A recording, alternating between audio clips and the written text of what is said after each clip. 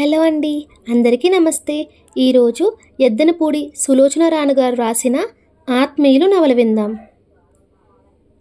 పచ్చటి ప్రకృతి ఒడిలో వెచ్చగా ఒదిగినట్టున్న మునిపల్లె ఒక చిన్న గ్రామం.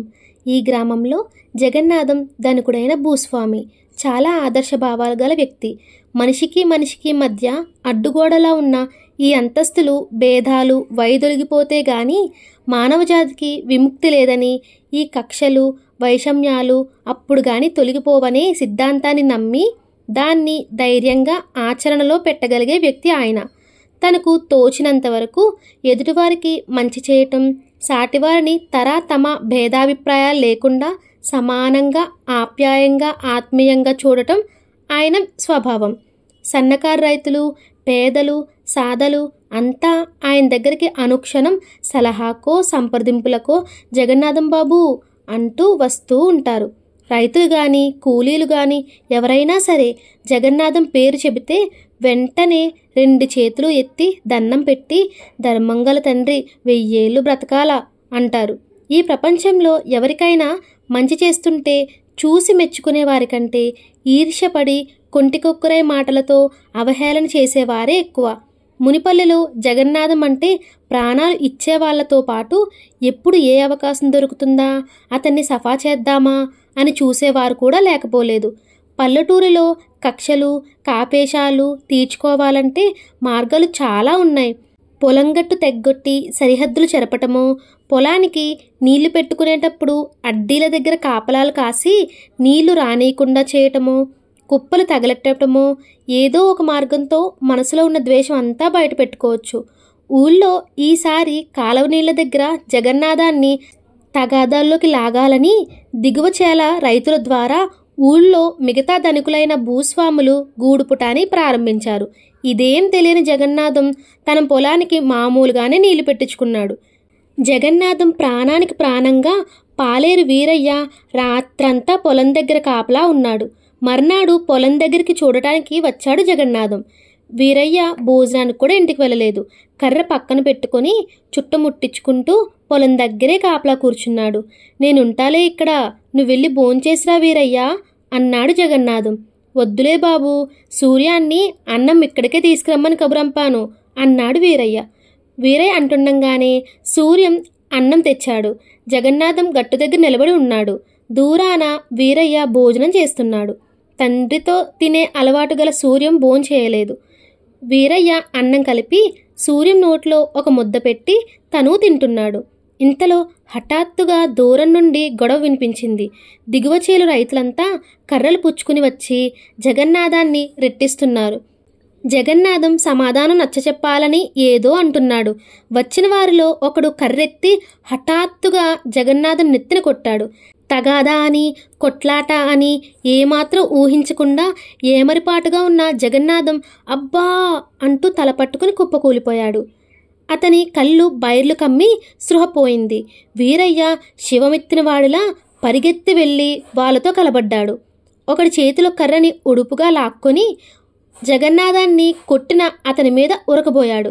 క్షణంసేపు శివంగిలా పోట్లాడి ఇద్దరిని గాయపరచగలిగిన వీరయ్య ఒక్కడవడం వల్ల, ఎదుట 10 మంది ఉండడం వల్ల తట్టుకోలేకపోయాడు. తేరుకున్న జగన్నాథం లేచి నిలబడుతూ వారిని వారించడానికి అన్నట్టు చేతులు జాపాడు. జగన్నాథం లేచి వీరయ్యకి అండ దొరికితే తమ పని సున్నా అనుకున్న ఒకళ్ళిద్దరూ జగన్నాథం మీదకి కర్రలెత్తి కలబడ్డారు. వీరయ్య మెరుపులా వెళ్ళి జగన్నాథానికి అడ్డుగా నిలబడి అతన్ని గుండెలకు పొదువు పట్టుకున్నాడు. జగన్నాథానికి తగలాల్సిన దెబ్బ వీరయ్యకి తగిలి తల వ్రక్కలైంది. ఇదంతా దూరం నుంచి చూస్తున్న సూర్యం భయపడిపోయి అమ్మా అమ్మా నాయనా అని అరుస్తూ బాణంలా ఇంటివైపు పరిగెత్తాడు. వీరయ్య చనిపోయాడు. అతన్ని చంపిన వాళ్ళకి, ఈ గూడుపుటానికి అసలు కారకులైన వాళ్ళందరికీ జగన్నాథం అన్నగారైన రాజారావు కఠిన శిక్షలు పడేలా చేశాడు. దాంతో ఊళ్ళో వాళ్ళు మరీ రెచ్చిపోయారు. జగన్నాథం మీద ప్రతీకారంగా కుప్పలు తగలెట్టడం, అతని ఇంట్లో దొంగతనాలు చేయడానికి ప్రయత్నించటం, అతను ఊళ్ళో నడుస్తుంటే ఎడమొహం పెడమొహంగా ప్రవర్తించటం, భయపడుతున్నట్లు దూరం దూరంగా వెళ్ళిపోవటం చేయసాగారు. జగన్నాథం వీరయ్య కుటుంబానికి ఎంతో సాయం చేశాడు. వీరయ్యకి అప్పటికే సూర్యం అనే మగపిల్లాడు, సీత అనే ఆడపిల్ల ఉన్నారు. వాళ్ళు కాక వీరయ్య భార్య ఇప్పుడు గర్భవతి. వీరయ్య పోయాడని తెలియగానే వేరే ఒక పల్లెటూరులో ఉంటున్న అతని చెల్లెలు మహంకాళి వచ్చింది. జగన్నాథం వీరయ్య ఇంటికి వెళ్ళాడు. వీరయ్య పేరుకి పాలేరుగా ఉన్న తన తమ్ముడు లాంటి వాడని, కుటుంబానికి ఏ లోటు రానివ్వనని, పిల్లల చదువు సంజల భారం, కుటుంబాన్ని గురించి మంచి చెడ్డలు తను చూస్తానని వాగ్దానం చేసి వాళ్ళకి ధైర్యం చెప్పాడు. తనకి ఊళ్ళో గొడ్డు గోదా ఉన్నాయని, పాల వ్యాపారం ఉందని, ఇల్లు విడిచి ఎక్కువ రోజులు ఉండటానికి వీల్లేదని, పెద్ద కర్మ అయిపోగానే వదినని పిల్లల్ని తన వెంట ఊరు తీసుకువెళ్ళి తన దగ్గరే ఉంచుకుంటానంది మహంకాళి. మునిపల్లిలో ఉండటం ఇక కష్టమని రోజు రోజు ఊరి వాళ్ళతో తగాదా పెట్టుకుంటూ బ్రతకాలంటే తమ్ముడు ప్రాణానికి ముప్పు వచ్చేటట్టుందని గ్రహించి రాజారావు ఓ రోజు మునిపల్లి వచ్చి తమ్ముడిని ఇక అక్కడ ఉండవద్దని తనతో సిటీకి వచ్చేయమని బలవంతం చేశాడు. ఇక్కడ పొలం పుట్ర చూసుకుంటూ ఎప్పుడూ ఏదో పనిచేస్తూ గడిపేవాడికి నాకు అక్కడ ఏం తోస్తుందన్నయ్యా. జగన్నాథం అభ్యంతరం చెప్పబోయాడు. నాకు మాత్రం ఆ సంగతి తెలియదట్రా. మంచి రైస్ మిల్ ఒకటి అమ్మకానికి వచ్చింది. ఇక్కడ పొలం అమ్మేసి అక్కడది కొందాం. నీకు చేతి నిండా పని, సరేనా అన్నాడు. జగన్నాథం భార్య చనిపోయి 2-3 సంవత్సరాలు అవుతోంది. భార్య పట్ల అనురాగంతో ఆయన ఎవరెంత చెప్పినా మళ్ళీ రెండో పెళ్లి మాటే తలపెట్టలేదు. ఒక్క కొడుకు చంద్రం ఉన్నాడు.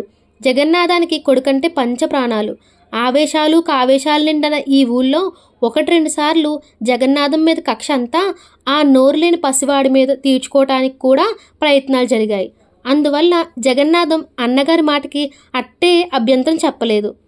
పట్నంలో ఉండే చంద్రానికి చదువు సంధ్య కూడా బాగా వస్తుంది. అన్నగారికి ఉన్నది కూడా ఒకే ఒక ఆడపిల్ల జయతో పాటు చంద్రం కూడా తప్పకుండా రమ్మనమని వదినగారు కూడా మరీ రాసింది. అన్నా వదిన మరీ అంత బలవంతం చేస్తుంటే కాదనడానికి జగన్నాథానికి నోరు రాలేదు. కొద్ది రోజుల్లోనే పొలం ఇల్లు అమ్మి పట్నం ప్రయాణం అయ్యారు. వెళ్ళేటప్పుడు మహంకాళిని పిలిచి సూర్యం సీతల పేర కొంత పొలం రాసిస్తానని అన్నాడు జగన్నాథం. మహంకాళి ఒప్పుకోలేదు.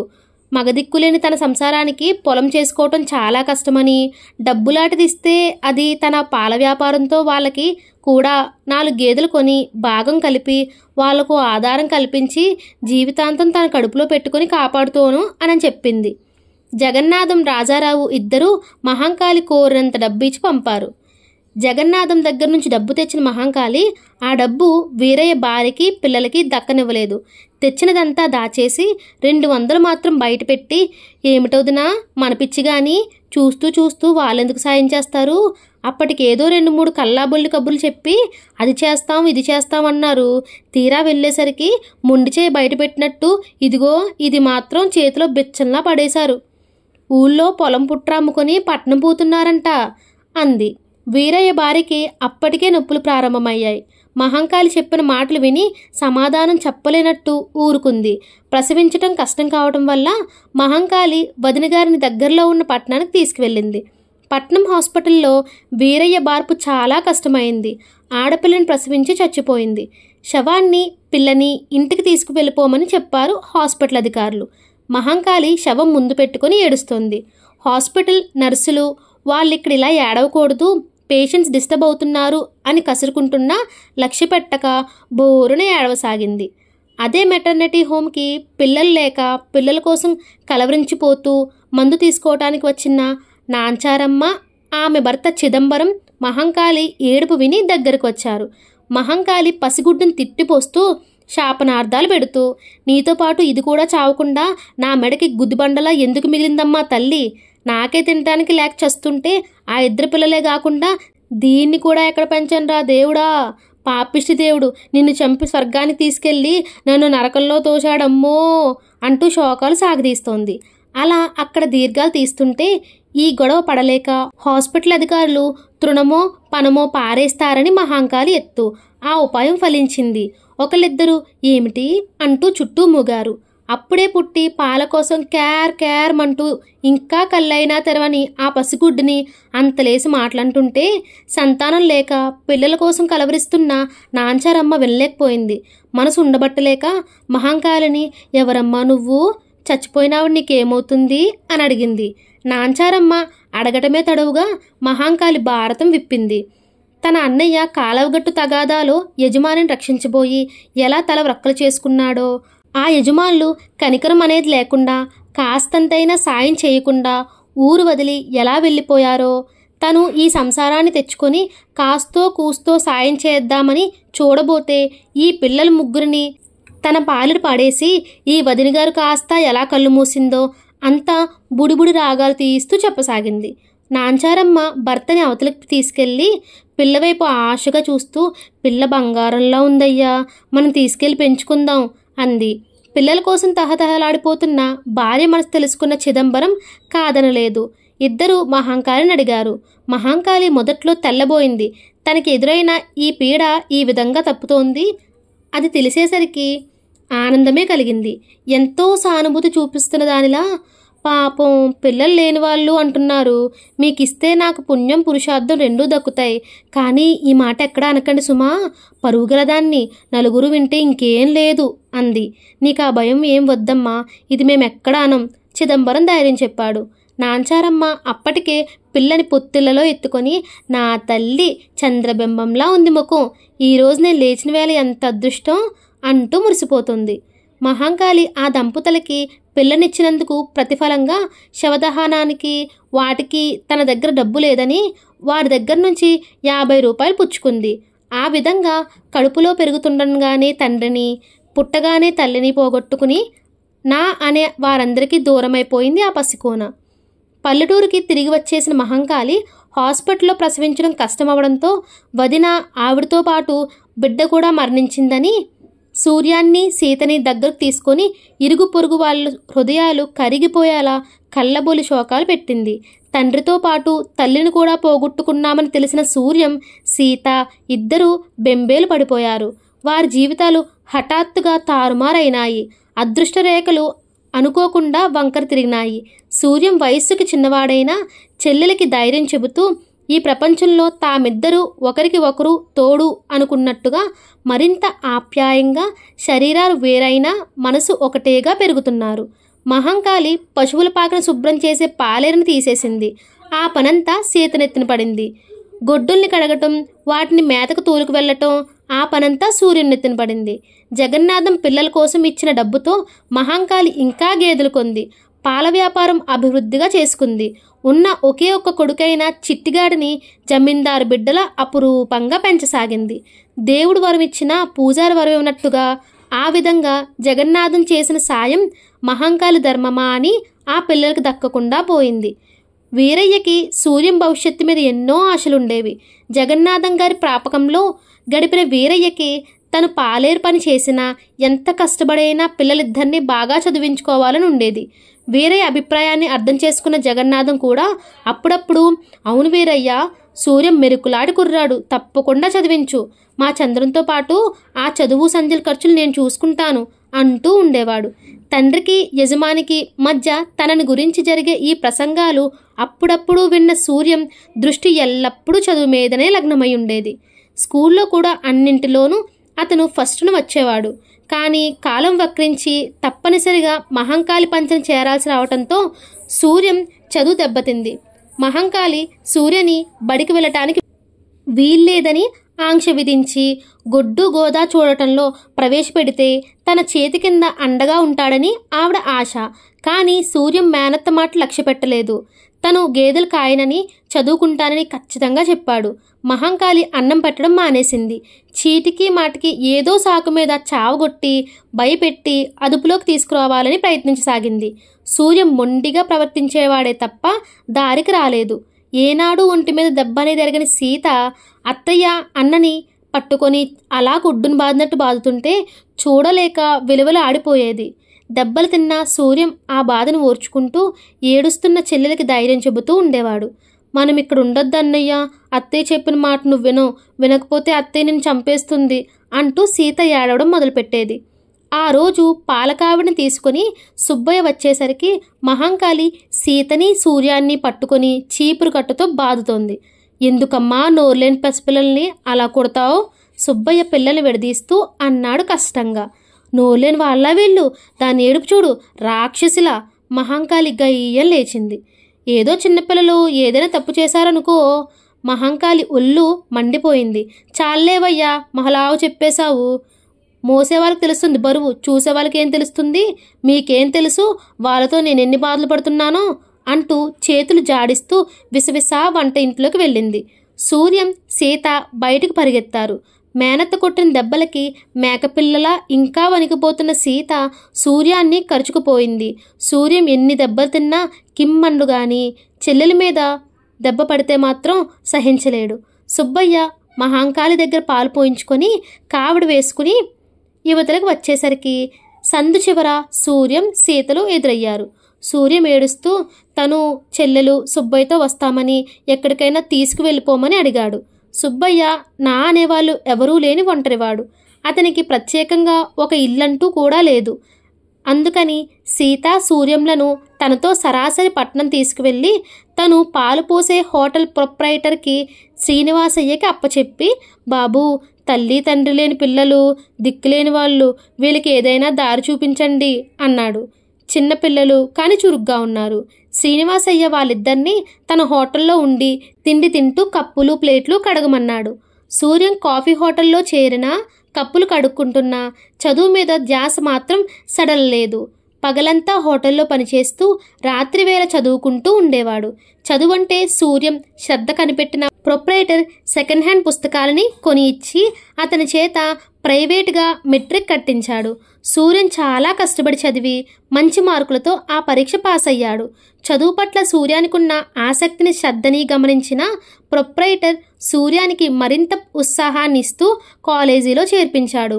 పుత్రసంతతి లేని శ్రీనివాసయ్యకి సూర్యాన్ని చూస్తే కేవలం భగవంతుడే సూర్యాన్ని ఇలా తన దగ్గరకు పంపినట్టుగా అనిపించింది. రోజులు గడుస్తున్నాయి. సంవత్సరాలు గిర్రున తిరిగి వచ్చాయి. సూర్యం పెద్దవాడయ్యాడు. అతను పాదం పెట్టిన వేళా విశేషం ఎలాంటిదో శ్రీనివాసయ్య హోటలు 3 పువ్వులు 6 కాయలుగా అభివృద్ధి చెంది దినదిన ప్రవర్ధమానం అయింది. కొయ్య కుర్చీలతో, సత్తు పల్లాలతో చిన్నగా ఉండే హోటలు ఇప్పుడు ఫ్యామిలీ కోసం ప్రత్యేకంగా ఉండే గదులతో, స్ప్రింగ్ తలుపులతో, ఖరీదైన అందమైన ఫర్నిచర్తో అత్యంత అధునాతనంగా తయారైంది. శ్రీనివాసయ్య వయసు మళ్ళిన వ్యక్తి అయ్యాడు. అతనిలో వయసు, ఓపిక రెండూ హరించిపోయినాయి. పెద్ద అయిన సూర్యం ఆయనకి అన్ని పనుల్లో చేదోడు వాదోడుగా ఉంటూ కుడి భుజంలా పనిచేసాగాడు. ఆరోగ్యంగా, బలంగా, అందంగా, ఏపుగా పెరిగిన సూర్యాన్ని చూస్తే అందరికీ అతనేదో కానికాలం వచ్చి చెడు రోజుల మధ్య శాపవశాత్తు ఈ హోటల్లో పనిచేస్తున్నాడేమో అనిపిస్తుంది. అతని ముఖంలో వర్చస్సు, ఆ కళ్ళల్లో చురుకుదనం అలా ఉండేవి. ఆ రోజు పరీక్ష ఫలితాలు వచ్చాయి. సూర్యం యూనివర్సిటీ ఫస్ట్న పాస్ అయ్యాడు. అతని ఆనందానికి అంతులేదు. తెలిసిన వాళ్ళంతా అతన్ని చుట్టుముట్టి అతని పట్టుదలకి, కృషికి మెచ్చుకుంటూ అభినందించారు. సూర్యం శ్రీనివాసయ్య దగ్గరికి వచ్చి కృతజ్ఞత నిండిన స్వరంతో, దగుతిక్కతో, ఇదంతా మీ చేతి చలవే సార్. ఆ రోజు మీరు నాకు, మా చెల్లెలకి ఆశ్రయం ఇచ్చి ఉండకపోతే అన్నాడు. ఉండబోయ్, ఉండు ఉండు శ్రీనివాసయ్య మధ్యలోనే ఆపేస్తూ అన్నాడు. నువ్వు కాలు పెట్టిన వేళా విశేషంతో నా హోటల్ కూడా ఇంత అయింది. ఈ హోటల్ వల్ల నువ్వు పెద్దవాడు అయ్యావు. ఈరోజు నీకంటే నాకు మరీ సంతోషంగా ఉంది. అరే రాము, ఇలారా, ఆ జాంగ్రీల పళ్ళెం ఇలా పట్టుకురా అని పళ్ళెం అందుకొని సూర్యం చేతికిస్తూ, సూర్యం, ఇదిగో నిన్ను అభినందించిన వాళ్ళకి, నిన్ను మెచ్చుకున్న వాళ్ళకి అందరికీ నోరు తీయబరచు అన్నాడు. మా సీతకు కూడా ఈ వార్త చెప్పాలి. సూర్యం స్వీట్ పళ్ళెం అందుకొని ఆనందంగా మెరుపులా ఇంటివైపు పరిగెత్తాడు. పల్లెటూరులో మహాంకాళి కొడుకు చిట్టిబాబు కూడా పెద్దవాడయ్యి కాలేజీకి చదువుకు వచ్చాడు. చిన్నప్పటి నుంచి స్థితికి మించిన డాబు, దర్పంతో పెరిగిన చిట్టిబాబుకి పెద్ద అయ్యేసరికి ఎక్కడలేని షోకులు అబ్బినాయి. అతని బట్టలు నలగకూడదు, క్రాఫ్ట్ చెదరదు. తను మామూలు కుటుంబంలో పుట్టిన అతి సామాన్య మనిషిని అని చెప్పుకోవటానికి చిట్టిబాబుకి తగని అభిమానం. ఎప్పుడూ కలవాళ్లతో స్నేహం చేస్తూ, వాళ్ళ భుజాలు రాచుకొని తిరుగుతూ, వాళ్ళలాగా ఉండాలనే ప్రయత్నించే స్వభావం గల చిట్టిబాబు మూలంగా మహాంకాళి పాలమ్మి, నెయ్యమ్మి, పిడకలమ్మి సంపాదించింది. జగన్నాథం వీరయ్య పిల్లల కోసం ఇచ్చిన డబ్బు వాళ్ళ నోరు కొట్టి పొందింది. అంతా హారతి కర్పూరంలా హరించుకుపోసాగింది. చిట్టిబాబు ఈ సంవత్సరం కూడా పరీక్ష తప్పాడు. పరీక్ష ఫలితాలు వచ్చాయని తెలుసుకున్న మహాంకాళి కొడుకు దగ్గరికి వచ్చి, పాస్ అయ్యవట్రా అని ఆదుర్దాగా అడిగింది.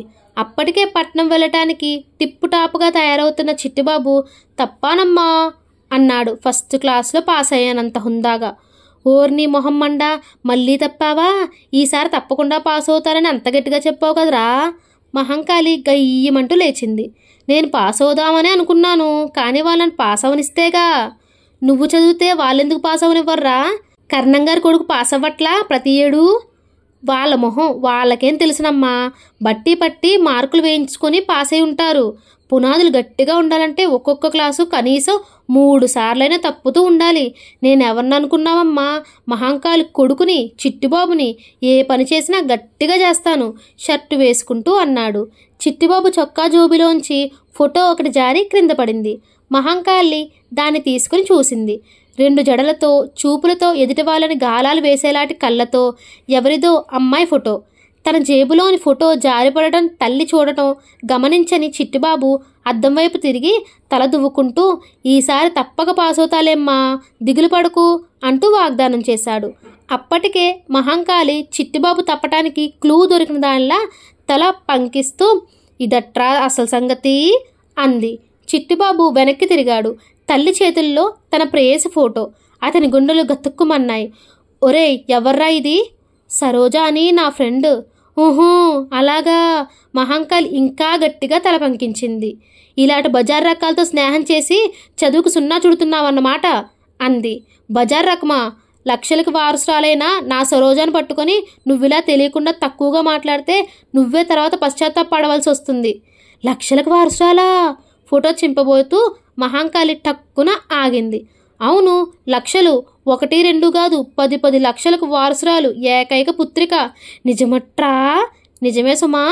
అసలు ఆ కళ్ళలోనే ఆ సిరి ఉంది చూడు. ఫోటోని మరోసారి తదేకంగా చూసింది.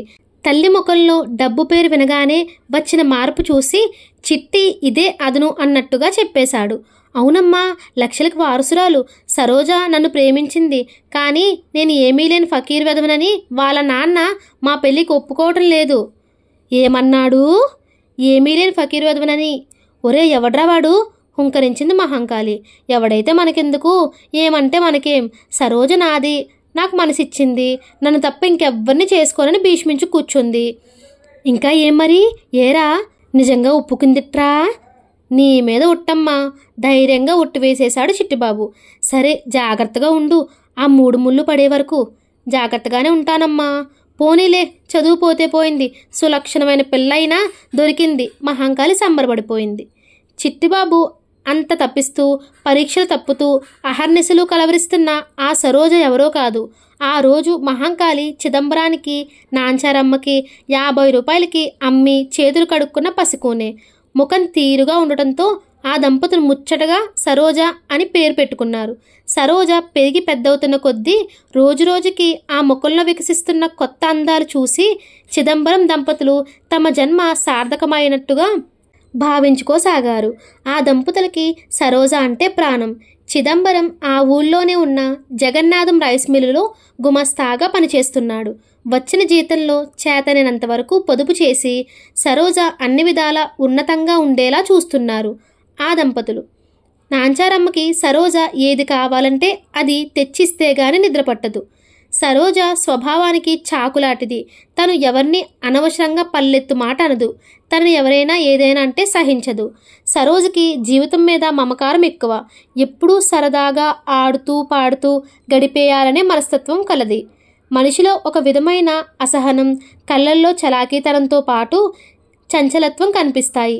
జీవితం అంటే బాధతో, వ్యధలతో, పొరుపులతో, పొరపచ్చాలతో కాకుండా సరదాగా, ఉల్లాసంగా ఆడుతూ పాడుతూ గడపాలని సరోజ ఉద్దేశం. సరోజలో చలాకితనాన్ని, కలుపుగోలుతనాన్ని చాలామంది అపార్థం చేసుకుని ఆ అమ్మాయి అంటే చిన్న అభిప్రాయం ఏర్పంచుకోవడం కద్దు. సరోజకి చదువంటే శ్రద్ధ లేదు. స్కూల్ ఫైనల్ తప్పిన సరోజని చిదంబరం దంపతులు నర్స్ ట్రైనింగ్కి పంపారు. సరోజ ప్రవృత్తికి, నర్సు వృత్తికి చుక్కెదురు. ఆ బాధలు, రోగాలు, ఆ సేవలు నా వల్ల కాదని స్పష్టంగా చెప్పేసి నర్స్ ట్రైనింగ్ అయి కూడా ఎక్కడా నర్సుగా చేరలేదు. టైప్ నేర్చుకుని ఏదో ఒక ఉద్యోగం చేసుకుంటానంటే చిదంబరం వాళ్ళు కాదనకుండా టైప్ నేర్పించారు. టైప్ నేర్చుకోవడానికి రోజు ఇన్స్టిట్యూట్కి వెళ్ళి వస్తుంటే అదే దోవన కాలేజీకి వెళ్ళి వచ్చే చిట్టిబాబు మొదటి చూపులోనే సరోజకి తన ప్రాణం ఇచ్చేశాడు. పొగరుగా ఉన్న ఆ అమ్మాయి చూపులు, వయ్యారంగా ఉన్న నడక, మలిసినట్టున్న శరీరాకృతి, ముఖ్యంగా చూపులతో ఎదుటివారి మనసులోకి సంకెలను వేసేటట్టు ఆ కళ్ళు, వాటిలో చంచలత్వం, ఇవన్నీ చిట్టిబాబుకి మతిపోయేలా చేశాయి. అప్పటినుంచి అతను కాలేజీకి ఎగ్గొట్టి సినిమాలు మానేసి స్నేహితులు వదిలించుకొని రోజు సరోజ టైపుకు వచ్చే వేళకి ఆ వీధిలో కాపలా కాయసాగాడు. సరోజ మొదట్లో అతని లక్ష్య పెట్టలేదు. తర్వాత అతని కలుపుగోలుతనం, స్కూటర్ మీద లిఫ్ట్ ఇస్తానంటూ మర్యాదగా అడగటం, అవసరం లేదని తను విసురుగా అంటే సారీ మీరు నన్ను పొరపాటుగా అర్థం చేసుకున్నారు అని క్షమార్పణ కోరి సౌమ్యంగా వెళ్ళిపోవటం, ఇంటికి అజ్ఞాతంగా పేరు లేకుండా ప్రజెంటేషన్స్ పంపటం, ఇవన్నీ చూసిన తరువాత సరోజ మనసు కొద్దిగా చిట్టిబాబు వైపు మొగ్గసాగింది. చిట్టిబాబు తమాషాగా మాట్లాడతాడు. ఎప్పుడు ఏదో ఒకటి చెప్పి నవ్విస్తూ ఉంటాడు. అతను వేసుకునే బట్టలు ఖరీదైనవి, బాగా ఉన్నవాడినని మాటల్లోనే తెలుస్తూనే ఉంటుంది. అతను తీసుకెళ్లే ప్రదేశాలు బాగుంటాయి. చిట్టిబాబు లక్షాధికారినని, తన మీద అతనికి నిజమైన ఇష్టం కలిగిందని తెలుసుకున్న సరోజ చిట్టిబాబుని నమ్మి అతనితో స్వేచ్ఛగా తిరగడం ప్రారంభించింది. సరోజని చిట్టిబాబుని ఒకసారి కలిసి వెళుతుండగా చూసిన చిదంబరం ఇంటికి రాగానే కూతుర్ని పిలిచి చడామడా తిట్టాడు. వయసొచ్చిన పిల్లవి, అలా విచ్చలవిడిగా తిరిగితే నిన్నొక ఇంటిదాన్ని చేయటం మా వల్ల కాదు అంటూ మందలించాడు. నా పెళ్లి మీరేం చేయనవసరం లేదు, నాకు నచ్చిన వాడిని, డబ్బు గలవాడిని చూసి నేనే చేసుకుంటాను దృఢంగా అంది సరోజ. చిదంబరం ఏదో అనబోతే నాంచారమ్మ అతన్ని వారించి ఊరుకోమంది. నాంచారమ్మకి సరోజ అంటే వల్ల మారిన ఆపేక్ష.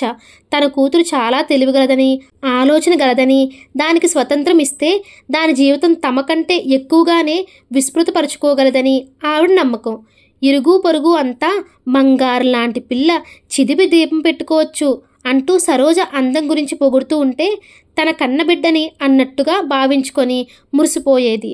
మాటిమాటికి చిదంబరం ఏదైనా మందలించబోతే నాంచారమ్మ వారిస్తూ అడ్డు వచ్చి సరోజ పక్షం పలకటంతో మొత్తానికి సరోజకి తల్లిదండ్రులంటే భయం లేకుండా పోయింది. సరోజ ఆ రోజు సాయంత్రం అయ్యేసరికి టిప్పుటాపుగా తయారయ్యి సినిమాకని బయలుదేరింది. చిట్టిబాబు నగరంలో సినిమా హాల్ దగ్గర వెయిట్ చేస్తూ ఉంటానని చెప్పాడు. సినిమాకి వెళ్తున్న సరోజకి దోవలో సదానందం ఎదురయ్యాడు. సదానందం చిట్టిబాబు రూమ్మేట్. సరోజ మీద చిట్టికి ఎంత హక్కుందో తనకి అంత ఉందని అతని విశ్వాసం. సరోజ చిట్టిబాబుని ఆకర్షించినట్టే సదానందాన్ని ఆకర్షించింది. కానీ తనని తినుబండారంలా ఆకలి చూపులతో తినేసేటట్టు ప్రవర్తించే సదానందం అంటే సరోజ ఒంటికి కారం రాచుకున్నట్లుగా ఉంటుంది. హలో సరోజ, ఎందాక అంటూ పలకరించాడు సదానందం. వెంటనే సినిమాకి సరోజ మర్యాదగా సమాధానమిచ్చింది. ఎందుకైనా మంచిది, దుష్టులకి దూరంగా ఉండమన్నారు, నేను సినిమాకే అని సదానందం సరోజ వెంట నడిచి వస్తున్నాడు. సరోజకి కోపం వస్తే అస్సలు ఆపుకోలేదు, కించెత్తు కూడా బిగపట్టుకోలేదు. నేను వెళ్ళే సినిమా నీకు నచ్చదు అంది. నువ్వు పక్కనుంటే ఏ సినిమా అయినా నచ్చుతుంది నాకు. ఏమన్నావు? నువ్వంటే చాలా ఇష్టం అంటున్నాను. ఈ మాట చెప్పాలని ఎప్పటినుంచో తహతహ. నోర్ముయ్. ఏం అంత కోపం? నేను చిట్టుబాబు పాటి విలువ చేయనా? అతని కాలు బూటి విలువ కూడా చెయ్యవు. సదానందం సరోజ చేపట్టుకున్నాడు. సరోజ అతని చెంప ఫిడేలు అనిపించింది. రెచ్చిపోయిన సదానందం సరోజని అవమానించడానికి ప్రయత్నించాడు. సరోజ ఛీ వదులు వదులు అంటూ పెనుగులాడసాగింది. అదే సమయంలో చెల్లెల్ని బజారుకు తీసుకువెళ్ళి చీరలు అవి కొనిపెట్టి రిక్షాలో ఇంటికి తిరిగి వస్తున్న సూర్యం ఈ పెనుగులాట చూసి రిక్షాని ఏ ఆపు ఆపు అంటూ ఆ రిక్షాలోంచి కిందకి దూకి సదానందం వైపు పరిగెత్తి అతని చేతుల్లోంచి సరోజని విడిపించి కోపంగా ఏయ్ ఏమిటి దౌర్జన్యం, నీకు బుద్ధి లేదు అన్నాడు. మీకు తెలియదు సార్, మీరు అవతలకు వెళ్ళండి, ఇది మా సమస్య అంటూ మళ్ళీ సరోజని చేయి పట్టి లాగాడు. సూర్యం సదానందం చేతి మీద బలంగా కొట్టి చొక్కా పట్టి యువతలికి లాగాడు. సదానందం సూర్యం మీద కలబడ్డాడు. కొంతసేపు రమారమి యుద్ధం జరిగింది. సూర్యం చేత ఎముకలు విరగ్గొట్టే తన్నులు తిన్న సదానందం ఎలాగో లేచి తూలుకుంటూ వెళ్ళిపోతూ సరోజ వైపు క్రూరంగా చూస్తూ చూస్తానుగా నా చేతుల్లోంచి ఎలా తప్పించుకుంటావో అంటూ ప్రతిభూని వెళ్ళాడు. ఏడుసావ్ సరోజ తల ఎగరేస్తూ నిర్లక్ష్యంగా అంది. సరోజ మోచేతి దగ్గర కొట్టుకుపోయి రక్తం వస్తోంది.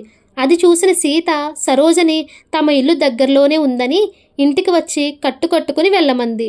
రామ్మ, యుద్ధం చేసి అలసిపోయావుగా, కాస్త కాఫీ తాగి వెళ్దూ గాని. సూర్యం కూడా ఆహ్వానించాడు.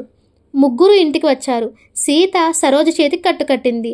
సూర్యం కాఫీ తెచ్చి ఇద్దరికీ ఇచ్చాడు. మంచం మీద అతి సన్నిహితంగా ప్రక్కపక్కన కూర్చొని కాఫీ తాగుతున్న ఆ ఇద్దరిని చూస్తుంటే సూర్యానికి ఎందుకో చెప్పరాని ఆనందంగా అనిపించింది. సీత సరోజ ఇంటి విషయాలు అడిగింది. సరోజ సీతకి తల్లి తండ్రి లేరని తెలుసుకొని సానుభూతి చూపించింది. ఇక వస్తానండి. కొద్దిసేపు అయిన తర్వాత సరోజ లేచింది. ఇంటి వరకు వచ్చి దిగబెట్టమంటావా అమ్మా? అడిగాడు సూర్యం. అవసరం లేదండి, నాకేం భయం లేదు, ధైర్యంగా అంది సరోజ. సరోజ ఇంటికి వెళ్ళిపోయే ముందు సూర్యానికి సీతకి తనని ఆదుకున్నందుకు మనస్ఫూర్తిగా కృతజ్ఞతలు అర్పించుకొని వెళ్ళింది. సూర్యానికి ఎందువల్లనో ఆ అమ్మాయి ఇంకొంచెం సేపు తన ఇంట్లో ఉంటే బాగుండు అనిపించింది. సరోజ వెళ్ళిపోయిన తర్వాత సీత అంది, ఈ అమ్మాయి భలే విచిత్రమైన మనిషిలా ఉంది. ఇంత క్రితమేగా నడిబజార్లో అంత అవమానం పొందింది, అయినా భయం లేకుండా ధైర్యంగా ఒక్కతే ఇంటికి వెళ్ళిపోయింది. అబ్బా, వాడు గుర్తుకు వస్తేనే నాకు వణుకు పుడుతుంది. సరోజ వీధిలో ఆ రౌడీతో పెనుగులాడే దృశ్యం గుర్తుకు రాగానే సీతకి శరీరం భయంతో జలధరించింది. ఈ రోజుల్లో చదువుకొని ఉద్యోగాలంటూ చీటికి మాటికి ఇల్లు వదిలి బయటకు రావాల్సి వస్తున్న ఆడపిల్లలకి అలాంటి ధైర్యం చాలా అవసరం అమ్మా. బజార్లో వెళ్తుంటే ఎవడో తుంటరవది ఏదో అన్నాడని ఇలా పిరికిగా రోడ్డు మీద నడవటానికే భయపడితే ఎలా? నిజంగా చాలా ధైర్యం గల పిల్లలా ఉంది, ప్రశంసాపూర్వకంగా చూస్తూ అన్నాడు సూర్యం. జగన్నాథం గారు కూడా ఆ ఊళ్ళోనే ఉంటున్నారు. ఆయన కొడుకు చంద్రం కూడా పెద్దవాడయ్యాడు. కాలేజీలో చంద్రానికి చిట్టిబాబుకి సదానందంతో స్నేహం కలిసింది. ఇంటి దగ్గర అపురూపంగా అతి మంచివాడైన తండ్రి సంరక్షణలో పెరిగిన చంద్రానికి లోకం సంగతి అంతగా తెలియదు. తెల్లనివన్నీ పాలు, నల్లనివన్నీ నీళ్లు అనుకునే మనిషి అతను. చంద్రానికి తండ్రిని చూస్తే హడలు, చదువంటే విసుగు, జీవితం అంటే సరదా. ఇంట్లో ఉంటే ఎప్పుడు చదువో అని హెచ్చరించే తండ్రి సమక్షంలో ప్రాణం పంజరంలో పెట్టలా గిలగిల్లాడుతూ ఉంటుంది. ఎప్పుడెప్పుడు స్నేహితుల మధ్యకి వచ్చి పడతానా అని ఆతృతగా ఉండేది. చిట్టిబాబు అతనికి బాగా నచ్చాడు. ఎప్పుడు తను నవ్వుతూ ఎదుటివారు నవ్వించే అతనంటే చంద్రానికి చాలా ఇష్టం. బంగారు పిచుకలాంటి చంద్రం ఆశ్రయంలో చిట్టిబాబు సదానందం యుక్తిగా తమ అవసరాలు గడుపుకుంటూ జీవితం అంటే సరైన నిర్వచనం తమకే తెలుసునని ఫోజులు పెడుతూ షికార్లకి, పిక్నిక్లకి చంద్రాన్ని ప్రోత్సహిస్తూ అతని ద్వారా నలుగురిని పరిచయం చేసుకుంటూ చంద్రం వెనుక చేరి నాటకమాడుతూ ఉండేవాళ్ళు. చిట్టిబాబు చంద్రం స్నేహితులు కాబట్టి ఈ సంవత్సరం కూడా చంద్రం చిట్టిబాబుతో సమానంగా పరీక్ష తప్పాడు. కొడుకు భవిష్యత్తు మీద కొండంత ఆశ పెట్టుకుని అతన్ని ఏ పోలీస్ ఆఫీసులో చెయ్యాలని కలలు కంటున్న జగన్నాథానికి ఇది తీరని ఆశాభంగంగా తయారైంది. రిజల్ట్స్ రాగానే పేపర్లో కొడుకు నంబర్ కనిపించకపోవడంతో ఆయనకి ఆశించిన విషయం కాకపోయినా ఏదో నిస్పృహ ఆవరించుకుంది. నిట్టూర్పు విడుస్తూ పేపరు పక్కన పడేశాడు. ఏమిటి, పిల్లల్ని కంటాం కానీ వాళ్ళ రాతల్ని కనలేం కదా. ఒక్కగానొక్క కొడుకు, వాడు ప్రయోజకుడై నలుగురిలో అవుననిపించుకుంటూ తలెత్తుకు తిరుగుతూ ఉంటే చూసి సంతోషించాలని ఆరాటపడుతున్న ఆయన హృదయానికి ఆ అదృష్టం పట్టే యోగం కనిపించలేదు. చంద్రంతో పాటే చదువుతోంది జయ. ఆడపిల్లైనా అన్నింటిలోనూ ఫస్ట్ను వస్తుంది. అన్నగారైన రాజారావు గారు చీటికి మాటికి ట్రాన్స్ఫర్ అవుతూ ఉండటంతో కూతురు చదువు పాడైపోతోందని ఉద్దేశంతో జయని తన దగ్గరే అట్టిపెట్టి వెళ్ళాడు. తల్లి తండ్రి దగ్గర లేకపోయినా జయ తన చదువుని ఒక్కరోజు కూడా నిర్లక్ష్యం చేయలేదేమిటో. పిల్లలకి వాళ్ళంతటి వాళ్ళకి రావాలి వివేకం. మధ్య హాలులో సోఫాలో వెనక్కి జారగలబడి పరధ్యానంగా కూర్చున్న జగన్నాథం గారికి టిప్పుటాపుగా డ్రెస్ చేసుకుని బయటికి వెడుతున్న కొడుకు కనిపించాడు. ఒరేయ్, ఇలా రా అంటూ పిలిచాడు. చంద్రం దగ్గరకు వచ్చాడు. ఎంతో వినయంగా తండ్రి ఎదుట నిలబడ్డాడు. రిజల్ట్స్ వచ్చాయి, పేపర్ చూసావుట్రా? చంద్రం చూశాడు, కానీ చూడలేదన్నట్లు తల తిప్పాడు. ఎందుకు చూస్తావురా? చూసేందుకు ధైర్యం ఉంటేగా. ఎన్నిసార్లు చెప్పానురా? నువ్వెలా తిరిగినా, ఎంత డబ్బు ఖర్చు చేసినా నేనేమీ అనుకోను గాని పరీక్ష మాత్రం పాస్ అవ్వమని. చంద్రం మాట్లాడలేదు. దించిన కళ్ళతో స్తబ్దగా నిలబడ్డాడు. ఇంతలో జయ వచ్చింది అక్కడికి. రామ్మారా, పాస్ అయ్యావని నాన్నగారికి టెలిగ్రామ్ ఇచ్చావా? ఈ భాగ్యానికి టెలిగ్రామ్ ఎందుకు చిన్నాన్న? Daddy paper చూసుంటారుగా. ఏమోనమ్మా, ఆఫీసులో పడ్డాడంటే వారికి ఇంకో గొడవ ఉండదు. ఎందుకైనా మంచిది నువ్వు ఉత్తరం రాయి. అలాగే చిన్నాన్న. చూడరా, ఆడపిల్లైన ఎంత జాగ్రత్తగా చదివి చక్కగా పాస్ అవుతోందో, నీకు మాత్రం సిగ్గు లేకుండా పోయింది కదూ. ఊరుకో చిన్నాన్న, పరీక్ష పోయిందని అన్నయ్య అసలే బాధపడుతూ ఉంటే ఏమిటి నీ మాటలు? ఈ సంవత్సరం కాకపోతే వచ్చే సంవత్సరం పాస్ అవుతాడు. జయ చంద్రానికి వత్తాసు పలుకుతూ అంది. జయకి తండ్రి దగ్గర కంటే పినతండ్రి దగ్గరే ఎక్కువ చనువు.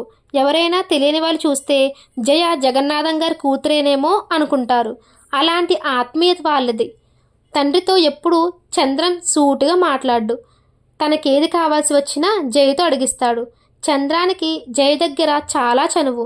ఎప్పుడైనా సెలవు వచ్చి జయ తండ్రి దగ్గరికి వెళ్తానంటే ప్రాణాంతకంగా చూసిన చంద్రం అర్జెంటుగా బట్టలు సర్దుకుంటూ, పెద్దనాన్నగారిని నేను చూసి కూడా చాలా రోజులైంది, పద ఇద్దరూ పోదాం అంటూ బయలుదేరతాడు.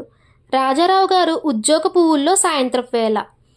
ఆయన వరండాలో కూర్చొని పైప్ కాల్చుకుంటూ పేపర్ చూసుకుంటున్నారు. పోస్ట్ అంటూ పోస్ట్ మన్ ఉత్తరం తెచ్చి ఇచ్చి వెళ్ళాడు. అమ్మాయి రాసింది అంటూ ఆసక్తితో చించి చదివిన ఆయనకి చూస్తుండగానే కనుబొమ్మలు పైకి లేచాయి. నోట్లో పైపు తీసి పక్కన పెట్టి పార్వతి పార్వతి అంటూ కొంప ముంచుకుపోతున్నట్లు గావుకేకలు పెట్టాడు. వంట ఇంట్లో వంట మనిషికి సాయంత్రం భోజనంలోకి ఏం చేయాలో తోచక పురమాయిస్తున్న పార్వతమ్మ గారు చప్పున కంగారుగా బయటకు వచ్చింది. నీ కూతురు ఉత్తరం రాసింది అన్నాడాయన కోపంగా. ఏమనండి? గాబరాగా అడిగింది. ఆయన వాలకం చూస్తే జయ ఏదో చేయరాని పని చేసి ఉత్తరం ద్వారా తెలియజేసినట్లుగా ఉంది. ఇంకేముంది, తప్పింది. చంద్రం 2nd క్లాస్లో పాస్ అయ్యాడట. జయ తప్పిందా? నమ్మలేనట్లుగా చూసిన పార్వతమ్మ గారు భర్త చేతుల్లోంచి ఉత్తరం లాక్కుని చదవసాగింది. నువ్వొద్దే అంటే నా మాట విన్నావా? మన పిల్ల మన దగ్గర ఉండాలి గాని వేరే చోట ఎందుకు? తమ్ముడికేం తెలుసు? కాలేజీకి వెళ్ళి వస్తూ ఉంటే చదువుకుంటుంది కాబోలు అనుకుంటున్నాడేమో. ఇంకా కోపంగానే అంటున్నారు ఆయన. అబ్బబ్బా ఆపండి, మీరు ఉత్తరం సరిగ్గా చూడకుండానే ఏమిటి గొడవ? ఇందులో జయ తను 2nd క్లాస్లో పాస్ అయ్యానని చంద్రం తప్పాడని వ్రాసింది. భలేవారే, మీరు హడలుగొట్టారు నన్ను. ఏమిటి ఏది? రాజారావు మళ్ళీ ఉత్తరం తీసుకుని చూశాడు. తన పొరపాటు గ్రహించుకున్న ఆయన చమత్కారంగా, అది నా కూతురు, లేకపోతే తప్పడం ఏమిటి? నేను అప్పుడే అనుకున్నాను అన్నారు. మంచివారే కాదుటోయ్ మరి. మంచివాడిని కాకపోతే నీలాంటి మధుమర్మ మనిషితో ఇన్ని రోజులు కాపురం చేయగలిగేవాడినా? సరసంగా అన్నారాయన. జయ తను పాస్ అయినందుకు సరదాగా స్నేహితులకు పార్టీ ఇస్తుంది. అందరూ కలిసి శ్రీనివాసయ్య హోటల్కు వచ్చారు. ఫ్యామిలీ రూమ్లో అడుగు పెట్టడానికి తలుపు తీయబోయిన జయకి అందులోంచి బయటకు వస్తూ తలుపు తెరుస్తున్న సూర్యం ఎదురయ్యాడు. ఇద్దరూ ఒకరి మీద ఒకరు పడబోయి ఎలాగో నిలదొక్కున్నారు. జయ చేతిలో పర్సు జారి క్రింద పడింది. జయ వెంటనే వంగింది. సూర్యం కూడా వ్రంగి తీయబోయాడు. ఇద్దరి తలలు టక్కున కొట్టుకున్నాయి. జయ పాములాగా బుస్సుమంటూ నిటారుగా లేచి నిలబడుతూ కోపంగా, కళ్ళు కనిపించట్లే అంది. కనిపిస్తున్నాయి కాబట్టే పర్సు తీద్దామని ఉంగాను. సూర్యం కొంటెగా సమాధానం చెప్పాడు. పర్సు అతని చేతిలోంచి విసురుగ్గా లాక్కొని జయ ఉరిమి చూసి లోపలికి వెళ్ళిపోయింది.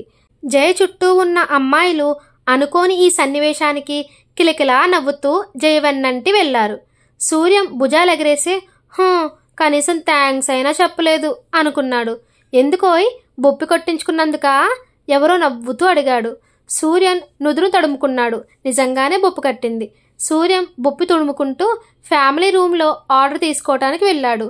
బాయ్ ఏమున్నాయి అంటూ వెనక్కి తిరిగిన జయ నువ్వు ఆపేసి సీరియస్గా చూస్తూ మళ్ళీ ఇక్కడ కూడా తయారయ్యావా అంది. సూర్యం సింపుల్గా తన డ్రెస్ వైపు చూపించాడు. ఏమున్నాయి? Sweets, gulab jamun, Mysore pak, rasgulla, Bandar halwa, badusha, jangri, hots, boondi, pakoda, bajji, vada, puri. సూర్యం అలవాటున దండకాన్ని గడగడా అప్పచెప్పేశాడు. జయ చెవులు మూసుకొని అబ్బబ్బా ఆపుని దండకం అంది విసుగ్గా. సూర్యం బుద్ధిమంతుల్లా నిలబడ్డాడు. ఏం తీసుకుంటారు మీరు? వరుసగా చెప్పండి స్నేహితురాలని ఇంగ్లీష్లో అడిగింది. పాసే పార్టీ ఇచ్చేదానివి, నువ్వే ఆర్డర్ చెయ్యి అందొక అమ్మాయి. గులాబ్జామ్ ఆర్డర్ ఇవ్వనా అంది జయ. అబ్బా నాకు సహించదు బాబు. పోనీ జాంగ్రీ? ఆ పేరే నాకు విసుగు. సూర్యానికి సందర్భం తెలిసిపోయింది. ఆర్డర్ తీసుకోకుండానే వెళ్ళిపోయాడు. నాకు బాదుషా అందొక అమ్మాయి. సరే మీకు, నాకు బందర్ హల్వా. మరి మీ ముగ్గురికి ఏదైనా పర్వాలేదు. సరే ఇదిగో సర్వర్ అంటూ పక్కకు తిరిగి జయ అక్కడ సర్వర్ లేకపోవటం చూసి పెదవులు విరిచి, సరిపోయింది, మనం చెప్పే లోపల ఆ పుణ్యకార్యం గడిచిపోయింది. ఈ సర్వర్ ఇంకో చోటు కూడా అయించాడు అంది. ఇంతలో సూర్యం ప్లేట్ నిండా అన్ని రకాల స్వీట్లు హాట్లు పెట్టుకొని తెచ్చి టేబుల్ మీద వారందరి ముందు పెట్టాడు. ఏమిటివి, ఎవరు తెమ్మన్నారు ఇవన్నీ నిన్ను? జయ కోపంగా అంది. పాస్ అయ్యారు కదండి, పార్టీ అంటే అన్ని రకాలు ఉండాలి కదా అని తెచ్చాను వినయంగా సూర్యం అన్నాడు. జయ గతుక్కుమన్నట్లు చూసింది. చచ్చాం, నీకు ఇంగ్లీష్ కూడా తెలుసు? ఏదో అప్పుడప్పుడు మీలాంటి చదువుకున్న అమ్మాయిలు మాట్లాడుకుంటుంటే విని. సరే వెళ్ళి కాఫీ తీసుకురా, స్ట్రాంగ్గా ఉండాలి. డబ్బులు స్ట్రాంగ్గా తెస్తానండి అని సూర్యం వెళ్ళిపోయాడు. ఎవరో పొగరమూతలో ఉన్నాడు కోపంగా అంది విజయ. కాదే, హీరోలో అందంగా ఉన్నాడు అంది ఇంకో అమ్మాయి. కొంపదీసి ప్రేమించడం మొదలు పెడతావేమిటి? మీ నాన్న చెవులు ఎక్కలాగుతాడు, జాగ్రత్త. జయ తమాషా చేసింది. నీతో పాటు చదువుకుంటున్నాం కానీ నీలాంటి స్వాతంత్రం మాకెక్కడిది? అలాంటిది ఏదైనా చేస్తే నువ్వే చేయాలి. నువ్వేం చేసినా మీ నాన్న కాదండు అంది ఇంకో అమ్మాయి. నేనా? చిచ్చి, అలాంటి పిచ్చి వేషాలు ఏమీ మనకు లేవు. జయ అంటుండగానే సూర్యం కాఫీలు వాటితో పాటు బిల్ తెచ్చి అక్కడ పెట్టాడు. జయ బ్యాగ్ తెరిచి బిల్లో ఉన్న దానికంటే ఇంకో ₹1/2 ఎక్కువ ప్లేట్లో పెట్టింది. ఇదేమిటి, 50 పైసలు ఎక్కువగా ఇచ్చేశారు అంటూ సూర్యం ఆ చిల్లర జాగ్రత్తగా లెక్కపెట్టి ప్లేట్లో వదిలేశాడు. అది నీకు టిప్, తీసుకో దర్పంగా అంది జయ. నాకా? చిచ్చి, అలాంటి పిచ్చి వేషాలు మనకు లేవండి. ఏమన్నావు? జయ చర్రని లేచింది. టిప్ తీసుకునే అలవాటు నాకు లేదు అంటున్నానండి సూర్యం వినయంగా చెప్పేసి వెళ్ళిపోయాడు. జయ కాఫీ త్రాగడం పూర్తయిన తర్వాత వెళ్ళిపోయే ముందు చరచర ప్రొప్రైటర్ శ్రీనివాసయ్య కూర్చున్న చోటుకి వచ్చి సూర్యాన్ని చూపిస్తూ, ఇతనెవరో మహా తలబిరుసుగా సమాధానం చెబుతున్నాడు. మాలాంటి మర్యాదస్తులు మీ హోటల్కి రావాలనుకుంటే తక్షణం అతన్ని ఈ హోటల్ నుంచి తీసేయండి అని చెప్పేసి విసురుగా వెళ్ళిపోయింది. ఏమిటి సూర్యం, ఏమైంది? శ్రీనివాసయ్య కంగారుగా అడిగాడు. ఏం లేదండి, టిప్ తీసుకునే అలవాటు లేదన్నానని ఆ అమ్మాయి తనని అవమానం చేశాననుకుంటోంది అన్నాడు సూర్యం. ఎందుకొచ్చిన బాధ నీకిది? సలక్షణంగా BA పాస్ అయిన వాడివి, సర్వింగ్ మానేయమంటే మానవు, చెబితే వినవు కదా కష్టంగా అన్నాడు శ్రీనివాసయ్య. పర్వాలేదండి, సర్వింగ్ చేయటం నాకేం చిన్నతనంగా అనిపించదు. ఈ వృత్తి నాకు అన్నం పెట్టింది, ఆశ్రయం ఇచ్చింది, చదువు నేర్పించింది. దీనివల్లనే నేనింత పైకి రాగలిగాను. ఈ సత్యం నేనెప్పుడూ మర్చిపోలేను. చేతిలో ఉన్న కాఫీ కప్పు వైపు అభిమానంగా చూస్తూ అన్నాడు సూర్యం. సూర్యం భోజనం చేస్తున్నాడు. సీత అతనికి వడ్డిస్తోంది. ఇంతలో వీధిలో కారు వచ్చి ఆగిన చప్పుడు వినిపించింది. చూడు చెల్లాయ్, మన ఇంటికేమో అన్నాడు సూర్యం. సీత మజ్జిగిన్నె కింద పెట్టి వాకిట్లోకి వెళ్ళింది. కారు తమ ఇంటి ముందే ఆగింది. కారులోంచి ప్రిన్సిపల్ జగన్నాథం ఇద్దరూ దిగారు. సూర్యం ఇంటిలో ఉన్నాడా అమ్మా? ప్రిన్సిపల్ గారు అడిగారు. ఉన్నాడండి, కూర్చోండి, పిలుస్తాను సీత వినయంగా సమాధానం చెప్పి లోపలికి వెళ్ళింది. ఎవరు? భోంచేస్తున్న సూర్యం ప్రిన్సిపల్ గారి గొంతు వినగానే లేచి వచ్చాడు. సార్ మీరా? నమస్కారం అండి, రండి రండి కూర్చోండి. హఠాత్తుగా ఆయన అలా సరాసరి తన ఇంటికి వచ్చినందుకు ఆనందంతో ఉబ్బి తబ్బిబ్బైపోతూ గబగబా కుర్చీ వేశాడు. ఏం బాబు, భోజనం చేస్తూ లేచినట్టున్నావు అన్నాడు జగన్నాథం. అవును సార్, ఓసారి అప్పటికి ఎంగిలి చేత్తో వచ్చారని గుర్తుకు వచ్చిన సూర్యం కడుక్కోవటానికి వంట ఇంట్లోకి పరిగెత్తాడు. నువ్వు సూర్యం చెల్లెలు అనుకుంటాను, అవునా అమ్మా అన్నాడు ప్రిన్సిపల్ గారు. అవునండి, నీ పేరేమిటి? సీతండి. సూర్యం తిరిగి వచ్చాడు. ప్రిన్సిపల్ జగన్నాథాన్ని చూపిస్తూ పరిచయం చేశారు. చూడు సూర్యం, వీరు జగన్నాథం గారిని మన కాలేజీ కట్టించిన ప్రసాదరావు గారి చిన్న కుమారులు. యూనివర్సిటీ ఫస్ట్ను వచ్చి నిన్ను చూడాలంటేను. నమస్కారం సార్, ఎంత శ్రమ తీసుకున్నారు. మీరు కాస్త కబురు చేస్తే నేనే వచ్చి ఉండేవాడిని ఎంతో వినయ విధేయతలతో అన్నాడు సూర్యం. ఇందులో శ్రమ ఏముంది బాబు, నువ్వెంత కష్టపడి చదివి పైకొచ్చావో ప్రిన్సిపల్ గారు చెప్పారు. మా కాలేజీ స్థాపించిన తర్వాత ఇలాంటి గౌరవం కలగటం ఇదే మొదటిసారి. నిన్ను స్వయంగా చూసి అభినందించాలని వచ్చాను. నీలాంటి రత్నాన్ని కన్నందుకు నీ తల్లిదండ్రులు ఎంత గర్విస్తున్నారో. తల్లిదండ్రుల పేరు వినగానే సూర్యం ముఖం మ్లానమయ్యింది. సంతోషంతో వికసించినట్టున్న అతని ముఖంలో విషాద రేఖలు తొంగి చూశాయి. ముఖం చిన్నబుచ్చుకొని, మాకంత అదృష్టం లేదు సార్, మా చిన్నప్పుడే మా అమ్మ నాన్న ఇద్దరు పోయారు అన్నాడు. అలాగా, అయ్యో మీ దేవురు బాబు? సానుభూతిగా అడిగాడు జగన్నాథం. మునిపల్లండి. జగన్నాథం చకుతుడైనట్టు చూశాడు. మునిపల్లెనా? అవునండి. మా నాన్న అక్కడ భూస్వాములు దగ్గర పనిచేస్తూ ఉండేవాడు. నీటి తగాదాల్లో ఆ భూస్వామి ప్రాణం రక్షించబోయి తన ప్రాణాలు అర్పించాడు. ఎవరు? జగన్నాథం అప్రతిభుడై నిశ్చేషుడై చూస్తున్నాడు. సూర్యన్ దిగులుగా బాధగా చెప్పాడు. ఆ భూస్వామికి కాస్త కూడా కనికరం లేకపోయింది. తన కోసం మా నాన్న ప్రాణాలు వదిలాడని విశ్వాసం లేకుండా పోయింది. చిన్నపిల్లలమైన మా భవిష్యత్తు కోసం రవ్వంతైనా సహాయం చేయకుండా పొలం పుట్ర అమ్ముకొని ఊరు విడిచి వెళ్ళిపోయాడు. ఏమిటి, మీరు మీరు వీరయ్య పిల్లలా? జగన్నాథం లేచి నిలబడ్డాడు. అవును సార్. జగన్నాథం సూర్యం దగ్గరగా వచ్చి 2 చేతులు పట్టుకున్నాడు. అతని కళ్ళల్లో నీళ్లు చిందుతున్నాయి. కంఠం గద్గదికమైంది. బాబు సూర్యం, నేనే ఆ భూస్వామిని. మీ నాన్నని పొట్టన పెట్టుకున్న పాపిష్టివాడిని నేనే. కానీ నేను విశ్వాసఘాతకుడిని కాను బాబు. మీ పోషణ కోసం, మీ చదువు సంధ్యల కోసం మీ మేనత్తకి డబ్బిచ్చాను. మా అత్తయ్య? సూర్యం క్లుప్తంగా జరిగినదంతా చెప్పాడు. అలాగా, ఎంత పని జరిగింది? కనీసం మీ అమ్మాయినా నేను డబ్బిచ్చినట్టు చెప్పలేదా మీకు? మా అమ్మ ఎక్కడుంది సార్? అప్పుడే పోయింది. ప్రసవించలేక హాస్పిటల్లో పుట్టిన బిడ్డతో పాటు తను చనిపోయింది. ఎంత దురదృష్టవంతులయ్యారు. నా మూలంగా ఎన్ని బాధలు పడ్డారో మీరు. పోనీలే నాయనా, ఇప్పటికైనా నేను మిమ్మల్ని చూసి ఈ రూపంగానైనా మళ్ళీ పరిస్థితులు తెలుసుకోగలిగాను. ఈరోజు మిమ్మల్ని కలుసుకోవడం సంతోషంగా ఉంది. రండి, నాతో రండి. ఈ క్షణం నుంచి మీరు నా బిడ్డలే. నా ఇల్లే మీ ఇల్లు. సూర్యం సీత ముఖముఖాలు చూసుకున్నారు. సార్, కానీ సూర్యం అభ్యంతరం చెప్పబోయాడు. సూర్యం, కాదనుకు. ఇప్పటికే మీరు పడరాని కష్టాలు పడ్డారు. నా మూలంగా దిక్కులేని పక్షులయ్యారు. నన్ను పరాయివాడిగా భావించవద్దు. నా కోరిక కాదనవద్దు. ఇది మీకోసం, నా కోసం కాదు బాబు. వీరయ్య ఆత్మశాంతి కోసం. పెద్దవారు చెబుతున్నారు, కాదనుకు సూర్యం. ప్రిన్సిపల్ గారు కూడా గట్టిగా చెప్పారు. సూర్యం చెల్లెలి వంక చూశాడు. నీ ఇష్టమన్నయ్యా అన్నట్టు చూసింది సీత. సూర్యానికి అనుమతించక తప్పలేదు. ఈ రోజుల్లో ఇలా నిష్కల్మషమైన ఆత్మీయత చూపించే వాళ్ళు అరుదు. ఆప్యాయత, ఆదరం అనేవి పరాయి వాళ్ళ దగ్గర ఎప్పుడూ నోచుకొని అన్నా చెల్లెలిద్దరికీ జగన్నాథం వాత్సల్యం పన్నీరు జల్లులా అనిపించింది. యూనివర్సిటీ ఫస్ట్ను పాస్ అయిన కుర్రాడిని చూడటానికి వెళుతున్నానని, అతన్ని ఇంటికి తీసుకువస్తానని జగన్నాథం ఇంట్లో చెప్పి వెళ్ళాడు. జయ ఆర్భాటంగా టీ పార్టీ అరేంజ్ చేసింది. అతనికి వేయటానికి బజార్ నుంచి ఒక దండ కూడా తెప్పించింది.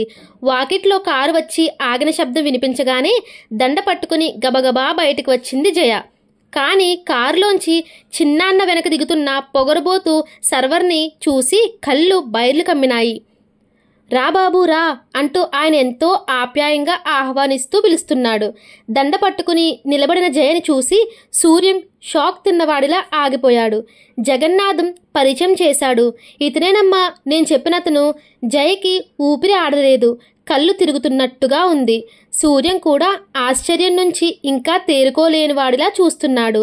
చిన్నాన్న, ఇతను ఏమిటమ్మా తడబాటు? ఎరుగున్నావా? జగన్నాథం అనుమానంగా అడిగాడు. ఒకసారి హోటల్లో చూశారండి. సరిగ్గా సర్వ్ చేయలేదని కాస్త కేకలేశారు కూడా. అప్పటికీ తేరుకున్న సూర్యం చెప్పేశాడు. అదా విషయం. మా జయకి కాస్త ముక్కు మీద కోపం బాబు.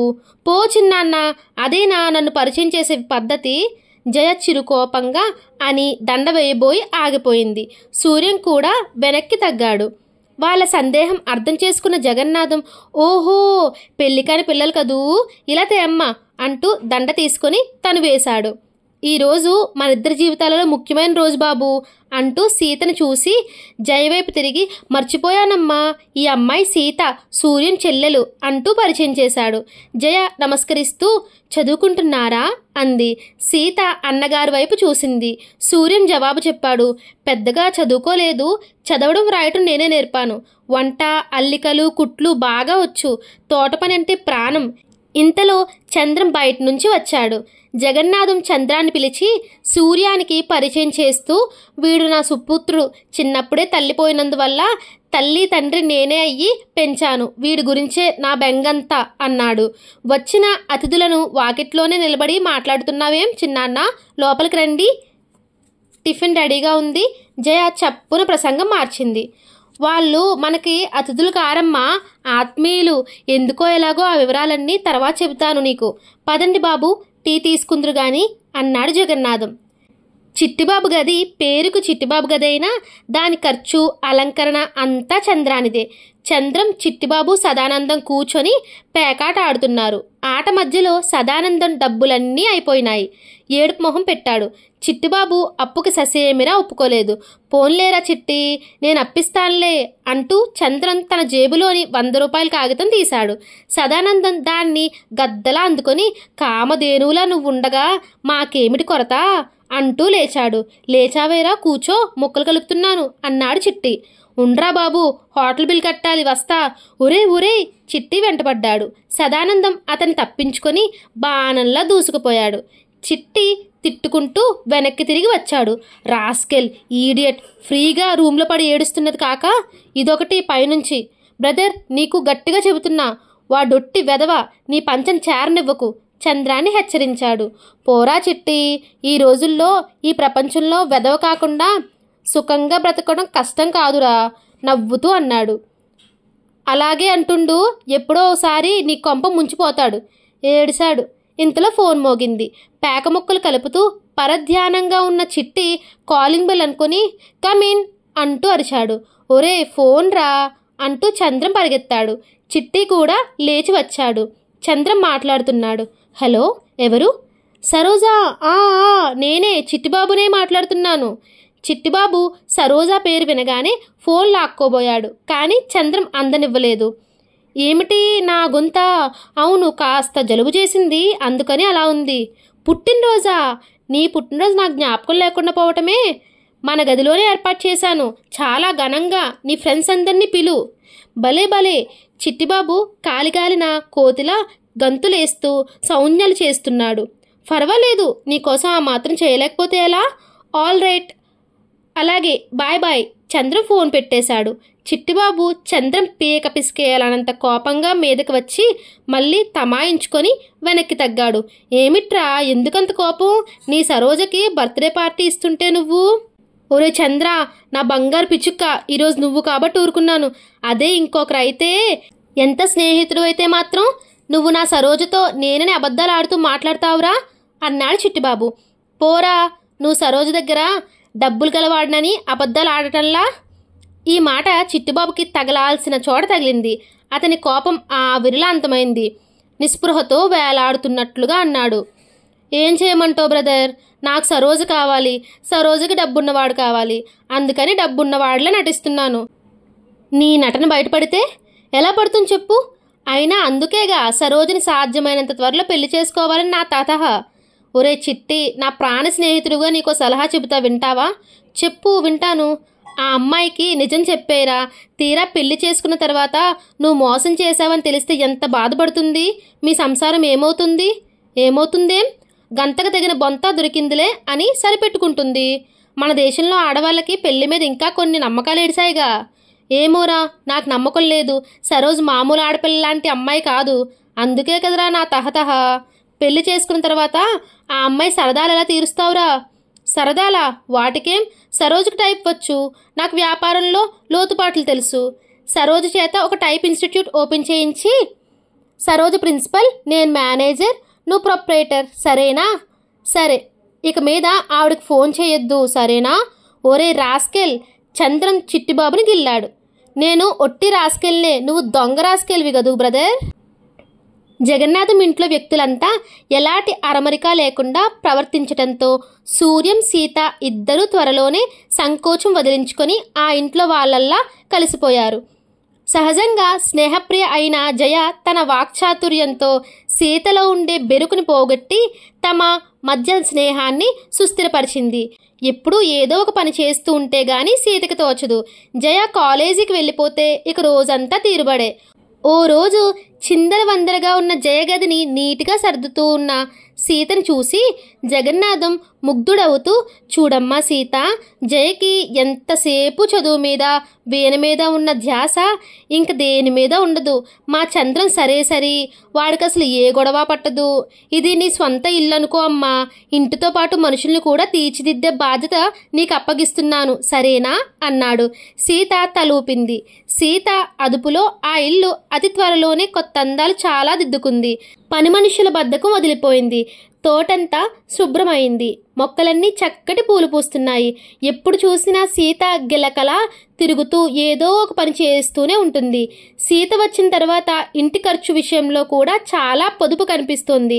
ముఖ్యంగా జగన్నాథం గారికి పెద్ద బాధ్యత తీరినట్టుగా ఉంది. చాలా పనులకి ఆయన సీత మీద నిశ్చింతగా ఆధారపడగలిగే నమ్మకం ఏర్పడింది. దాంతో ఆయనకి రోజు రోజుకి సీత అంటే కలిగే అభిమానం ఎక్కువైపోసాగింది. ఇంటిని చక్కబెట్టుకోవడంలో సీత చూపుతున్న నేర్పు, చాకచక్యం, మాటల్లో ఆ పిల్ల సరళత్వం, వినయం ఇవన్నీ ఆయన్ని బాగా ఆకర్షించి అప్పుడప్పుడు చంద్రానికి ఇలాంటి భార్య కావాలి అనే ఆలోచన దాకా వచ్చింది. సూర్యానికి కూడా సీత ఆ విధంగా ఆ ఇంటికి ఉపయోగపడుతూ ఉంటే ఆ ఇంట్లో తాము ఉన్నందుకు ప్రతిఫలంగా తోచిన విధంగా రుణం తీర్చుకుంటున్నందుకు సంతోషంగా ఉంది. ఆ రోజు సూర్యానికి మెడ్రాస్లో ఐపీఎస్ ఇంటర్వ్యూ ఉండడంతో వెళ్ళటానికి ప్రయాణం అయ్యాడు. జగన్నాథం గారికి ఎంతో సంతోషంగా ఉంది. తను చంద్రం పట్ల ఏర్పరచుకున్న ఆశలన్నీ చంద్రం కాకపోయినా చంద్రంతో సమానంగా తన మనసులో ఆదరాభిమానాలు సంపాదించుకున్న సూర్యమైనా తీరుస్తున్నందుకు ఆయనకి ఎంతో గర్వంగా ఉంది. ఇంటర్వ్యూలో తప్పక సెలక్షన్ అవుతావు, వెళ్ళిరా నాయనా అంటూ దీవించారు. సీత దేవుడి దగ్గర పువ్వుల చెండు పల్లెల్లో పెట్టి అన్నగారికి తెచ్చి ఇచ్చింది. జగన్నాథం గారు సంతోషంతో అన్నారు, సూర్యం, నీ చెల్లెలు వచ్చిన తర్వాత దొడ్లో మొక్కలకి పువ్వులతో పాటు ఇంట్లో నవ్వులు కూడా వినిపిస్తున్నాయనుకో. నా ఇంటికే కలి తెచ్చింది సీత అన్నారు. అంతా మీ అభిమానం తప్ప ఇంకేం లేదండి అన్నాడు సూర్యం. సూర్యం తీరా బయలుదేరేసరికి డ్రైవర్ లేడు. జయ సూర్యాన్ని తను స్టేషన్కి తీసుకువెళ్లాలనే ఆకాంక్షతో ఉపాయంగా సమయానికి డ్రైవర్ లేకుండా పంపేసింది. ఇప్పుడెలా అన్నారు జగన్నాథం గారు. నేనున్నాగా చిన్నాన్న అంది జయ. మీరా? సూర్యం ఇబ్బందిగా చూశాడు. ఏం భయపడుతున్నారా? ఏం పర్వాలేదు, అంతగా అవసరమైతే మీ ప్రాణానికి నా ప్రాణం వేస్తాలేండి అంది డ్రైవింగ్ సీట్లో కూర్చుంటూ. సూర్యం వెనక డోర్ తెరచి బ్యాక్ సీట్లో కూర్చోబోయాడు. ఆహా, దర్జాగా వెనక సీట్లో ఎక్కుతున్నారే, నేనేమైనా మీ డ్రైవర్ అనుకున్నారా? సూర్యం హతాశుడైనట్టుగా చూశాడు. మా జయతో ఎలా ప్రవర్తించినా తప్పే బాబు, ముందు సీట్లోనే కూర్చో జగన్నాథం గారు నవ్వుతూ అన్నారు. సూర్యం బెరుకుగా వచ్చి ముందు సీట్లో కూర్చున్నాడు. కారు కదిలింది. సూర్యం రోడ్డు వైపే సూటిగా చూస్తున్నాడు. ఏమండి, నిద్రపోతున్నారా? జయ అడిగింది. అబ్బే లేదండి, సర్దుకుని కూర్చున్నాడు. మాట పలుకు లేకుండా కూర్చుంటేను. అరెరే, ఆ తలుపు సరిగ్గా పడలేదులా ఉంది. పడిందండి, మీకు తెలియదు, ఉండండి, నన్ను చూడనివ్వండి. జయ వంగి సూర్యం తగిలేలా డోర్ హ్యాండిల్ తిప్పి చూసింది. సూర్యం జయ చెయ్యి ఎక్కడ తగులుతుందో అన్నట్టు వెనక్కి సీటుకు అంటుకుపోయి బిగపట్టుకుని కూర్చున్నాడు. ఏమిటండి మరీ అంత భయం? నేనే మిమ్మల్ని మింగేస్తానా? మీరు కష్టపడి మింగినా నేను అరగలేండి. ఏం అంత కఠినమైన వారా? నేను కాదు, నా నియమ నిరీక్షలు అట్లాంటివి. ఓహో, జయ దీర్ఘం తీసింది. సూర్యం మళ్ళీ రోడ్డు వైపు చూస్తున్నాడు. కొద్దిసేపు చూసి సూర్యం ఏమీ మాట్లాడకపోవడంతో జయ మళ్ళీ అంది, కర్మ, అయ్యో రామ, కారులో పెట్టెనో పరుపు చుట్టనో తీసుకువెళ్తున్నట్టుగా ఉంది. లక్షణమైన మనిషిని తీసుకెళ్తున్నట్టు లేదు నాకు. అవునవును, ఆ మాటకొస్తే అసలు నాకు కారులో వెళ్తున్నట్టే లేదు, ఒంటెద్దు బండిలో వెళ్తున్నట్టుగా ఉంది. ఏమన్నారు? నాకు డ్రైవింగ్ చేత కాదనేగా, నేను స్పీడ్గా నడపలేని పిరికిదాననేగా. చూడండి అయితే. జయ స్పీడ్ 60 మైళ్ళకి పెంచింది. అంతేకాదు, సూర్యాన్ని కంగారు పెట్టడం కోసం కారుని అడ్డదిడ్డంగా పోనిస్తూ డ్రైవ్ చేయసాగింది. ఏమండి, నేను అలా అనలేదండి, నా ఉద్దేశం అది కాదండి. అయ్యయ్యో మనుషులు! సూర్యం చప్పున జయ చేతి మీద చేయి వేసి స్టీరింగ్ గట్టిగా పట్టుకుని కారుని సరిగ్గా పోయేలా డ్రైవ్ చేశాడు. ఎంత గడుసువారండి మీరు, మాటలతో రెచ్చగొట్టి నా చేయి పట్టుకుంటున్నారా? సూర్యం షాక్ తిన్నవాడిలా చేయి తీసేశాడు. సారీ, ఐఎమ్ వెరీ సారీ అన్నాడు. సారీ చెప్పేస్తే జరిగిన పనులు మాసిపోతాయంటారా? నన్ను క్షమించండి. జయ నవ్వింది. ఎంత బాగా అడుగుతున్నారు. మీ చేత తప్పులు చేయించి ఇలా 10 సార్లు మళ్ళీ మళ్ళీ క్షమాపణ చెప్పించుకోవాలనిపిస్తుంది నాకు. సూర్యం సీరియస్గా కూర్చున్నాడు. ఎందుకండి ఈ నటన నేనా? కాదా మరి? మీ అసలు స్వరూపం నాకు తెలియకపోతే ఇదంతా నిజమేనేమో, ఈ యూనివర్సిటీ ఫస్ట్ గారు ఒట్టి బడుద్దాయేమో అనుకునేదాన్ని. ఆ రోజు హోటల్లో మీ చిలిపిదనం, హుషారుదనం నేను చూడలేదు. మీలో ఆ చురుకుదనం అంతా ఏమైపోయిందండి? ఆ హోటల్లోనే మర్చిపోయి వచ్చానండి. అలాగా, అయితే నేను వెతికి పట్టుకొస్తాలేండి. జయ ఆ మాటలన్న తీరుకి సూర్యం ఫక్కున నవ్వేశాడు. చూసారా, మీ చేత నవ్వించేశాను. ఆపండి ఆపండి, స్టేషన్ వచ్చేసింది కంగారుగా అన్నాడు సూర్యం. ఓ, అప్పుడే, నేను చూడనే లేదు. జయ కారు ఆపింది. సూర్యం డోర్ తెరిచి దిగబోయాడు. ఆగండి, ఆజ్ఞాపిస్తున్నట్టుగా అంది. సూర్యం తెల్లబోతూ ఆగి తిరిగి చూశాడు.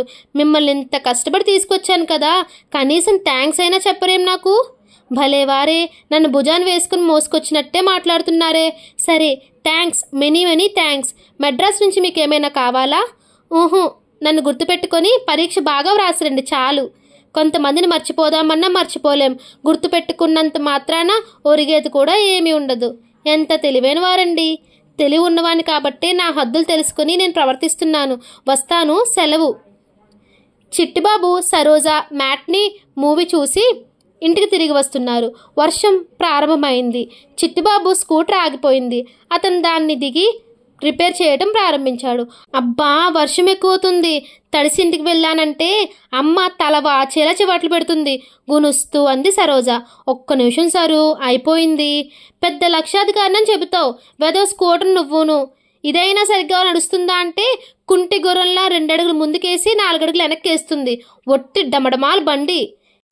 ఏం చేయను సరు, మా అమ్మ కారు కొనిస్తేనా? కారు కొనుక్కుంటే నేనే ప్రమాదంలోనే ఇరుక్కుపోతానని మా అమ్మ భయం. నేను మామూలు చిట్టిబాబునైతే పర్వాలేదు, నే పోతే నా వెనక లక్షలన్నీ. అవునవును, సరోజ ఒప్పుకుంది. స్కూటర్ కదలనని భీష్మించుకున్నట్టుగా చప్పుడు చేయకుండా ఆగిపోయింది. ఇంతలో అదే దోవన వెడుతున్న చంద్రం సరోజని చిట్టిబాబుని చూసి కారు వాళ్ళ దగ్గరగా తీసుకొచ్చి ఆప్ చేశాడు. చంద్రాన్ని కారుని చూడగానే సరోజ ముఖం వికసించింది. ఏరా చిట్టి, నీ కుంటిగుర్రం మళ్ళీ ఆగిపోయిందా? నవ్వుతూ అడిగాడు చంద్రం. పోబోయ్, నీకంతా వేళాకోళం. యంత్రం అన్న తర్వాత మారం చేయకుండా ఉంటుందా? రండి రండి, వాన ఎక్కువేటట్టుగా ఉంది, తడిసిపోతారు. మేం వచ్చేస్తే మా స్కూటరు దాన్నెవరు తీసుకుపోతారా? రేపు నువ్వు వచ్చేసరికి అక్కడే ఉంటుంది. మంచివాడివే చిట్టి, పొద్దుపోతుంది, నేను వెళ్తాను ఇంటికి అంది సరోజ. ఆల్రెడీ డియర్, చిట్టి గత్యంతరం లేనివాడులా ఒప్పుకున్నాడు. సరోజ వచ్చి కారులో కూర్చుంది. సరోజ, జాగ్రత్త, చిట్టిబాబు భావయుక్తంగా హెచ్చరించాడు.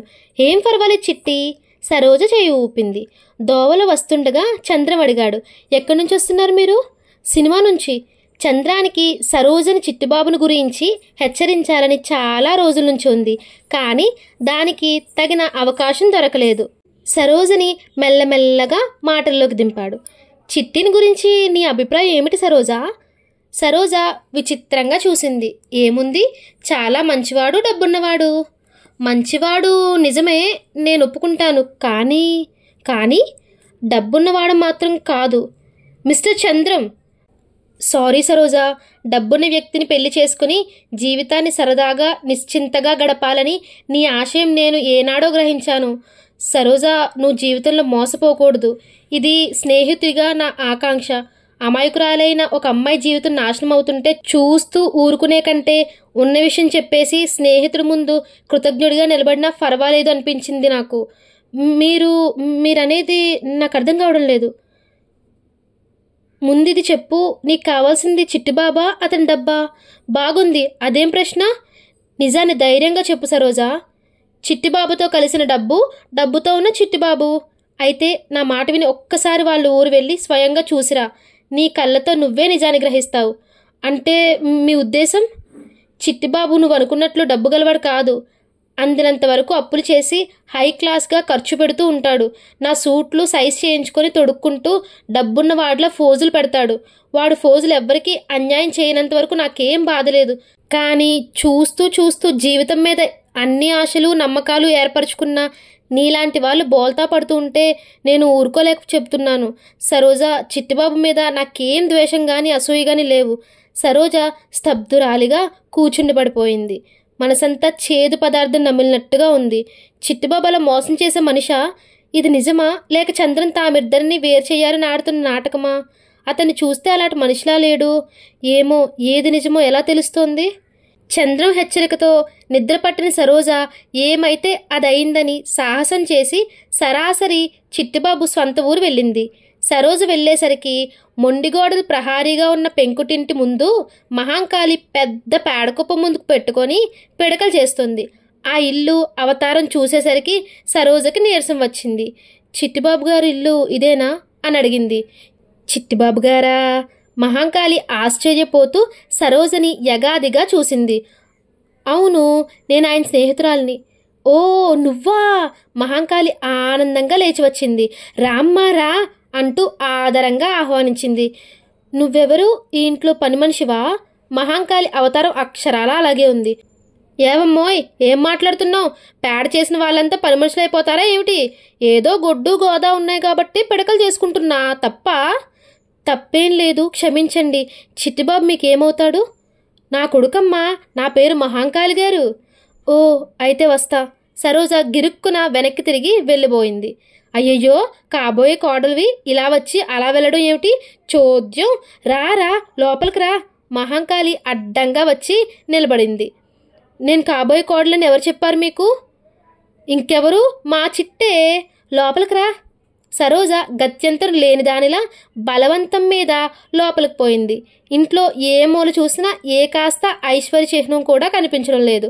మహాంకాళి కుర్చీ వేసి అందులో సరోజని బలవంతంగా కూర్చోబెడుతూ, ఏమిటలా చూస్తావు?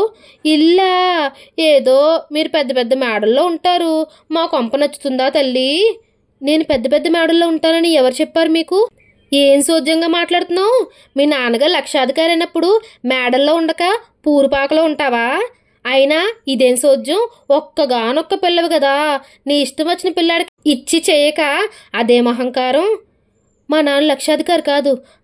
ఏమన్నావు? మా నాన్న లక్షాధికారి కాదు, నేను డబ్బున్న అమ్మాయిని అసలే కాదు, ఒక మామూలు గుమాస్తా కూతుర్ని. ఏమిటి? అవును, నేను చాలా సామాన్యురాలిని. అయితే ముందా కుర్చీలోంచి లే, గర్జించింది మహాంకాళి. ఏమిటిది? ఏమిటా? లక్షాధికారి కూతుర్నని నా కొడుకును వలలో వేసుకుంటావే?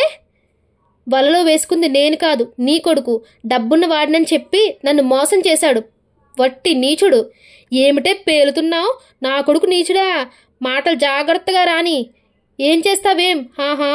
అయితే డబ్బుందో లేదో చూసుకుపోవడానికి మా వాడికి తెలియకుండా వచ్చావన్నమాట. ఓసి మాయలేడి, నీ కులుకులాట్లో పడే గదే మావాడు అన్ని పరీక్షలు తప్పింది. నోర్ముయ్. ఏమన్నావు? మహాంకాళి సరోజ జడపట్టుకుంది. వదులు వదులు ముందు, లేకపోతే మొహం బద్దలవుతుంది. క్షణంసేపు ఇద్దరూ పెనుగులాడారు. సరోజ విదిలించుకోబోయింది. సరోజ చేతిలో బ్యాగ్ పెట్టి మహాంకాళి ముక్కు మీద బలంగా 1-2 సార్లు కొట్టింది. అమ్మో! కెవ్వుమన్న మహాంకాళి సరోజను వదిలేసి 2 చేతులతో ముక్కు మూసుకుంది. సరోజ చరచరా వెళ్ళిపోయింది. అమ్మో అమ్మో, రక్తం రక్తం! రాక్షసి, నా ముక్కు బద్దలు కొట్టింద్రో దేవుడో! మహాంకాళి రాగులు లంకించుకుంది. చిట్టిబాబు గదిలో చంద్రం కూర్చుని ఉన్నాడు. చిట్టి చంద్రాన్ని గడ్డం పుచ్చుకుని బ్రతిమలాడుతున్నాడు. ఒరే బాబు, 4 రోజులు కాస్త కారు ఇవ్వరా?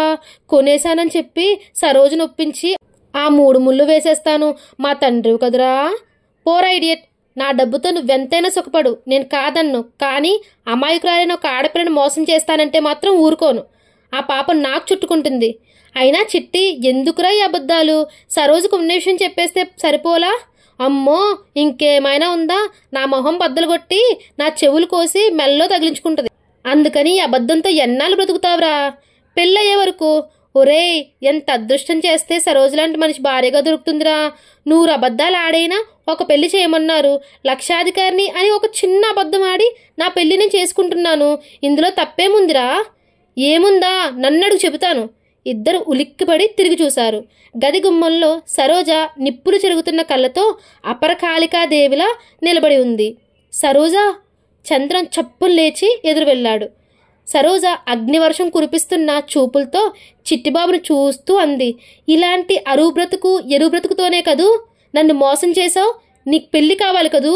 నేను చేస్తారా? కాలి చెప్పు తీసింది. సరు! చంద్రం అడ్డు వచ్చాడు. మీరు అడ్డు లేవండి. ఈ నీచుడికి, ఈ ద్రోహికి బుద్ధి చెబితే గాని నాకు శాంతి ఉండదు. సరోజ్ చేతిలో ఉన్న బ్యాగ్, చెప్పులు చిట్టి మీదకి బలంగా విసిరేసింది. నా మాట విను సరోజా, తొందరపడకు. ఏమిటి నీ ఆవేశం? చంద్రం వారిస్తూ అన్నాడు. ఛీ, ఇంత దగాకోరు మోసగాడు అని కల్లో కూడా అనుకోలేదు. మీరు నిజం చెప్పి నా కళ్ళు తెరిపించారు, లేకపోతే నా జీవితం నాశనం అయ్యేది. సరోజకి ఒక్కసారిగా దుఃఖం ముంచుకొచ్చింది. ఇదంతా నువ్వు చేసిన పనా? ఒరేయ్ మిత్రద్రోహి! చిట్టిబాబు చంద్రం మీదకు వచ్చాడు. చంద్రం ఒక్క విదిలింపుతో చిట్టిని అవతలకు నెట్టాడు. కళ్ళు ఎర్ర చేస్తూ అన్నాడు. చిట్టి, జాగ్రత్త, ఒళ్ళు మర్చి ప్రవర్తించుకు. నేను చేసింది మిత్రద్రోహం కాదు. నీకు మొదటి నుంచి సరోజకి నిజం చెప్పమని హెచ్చరిస్తూనే ఉన్నాను. నువ్వు ఆ పని చేయవని తెలిసి తప్పనిసరిగా నేను చెప్పాల్సి వచ్చింది. సరు, నువ్వు చంద్రాన్ని నమ్మవద్దు, వాడికి మన మీద జలసి. చిట్టిబాబు సరోజ వైపు తిరిగాడు. ఛీ, నోర్ముయ్, నీ ముఖం నాకు చూపించుకో. అది కాదు సరు, నేను ఇదంతా ఎందుకు చేశానో తెలుసా? చిట్టిబాబు నచ్చ చెప్పబోయాడు. నా ముందు నుంచి అవతలికి వెళ్తావా లేదా?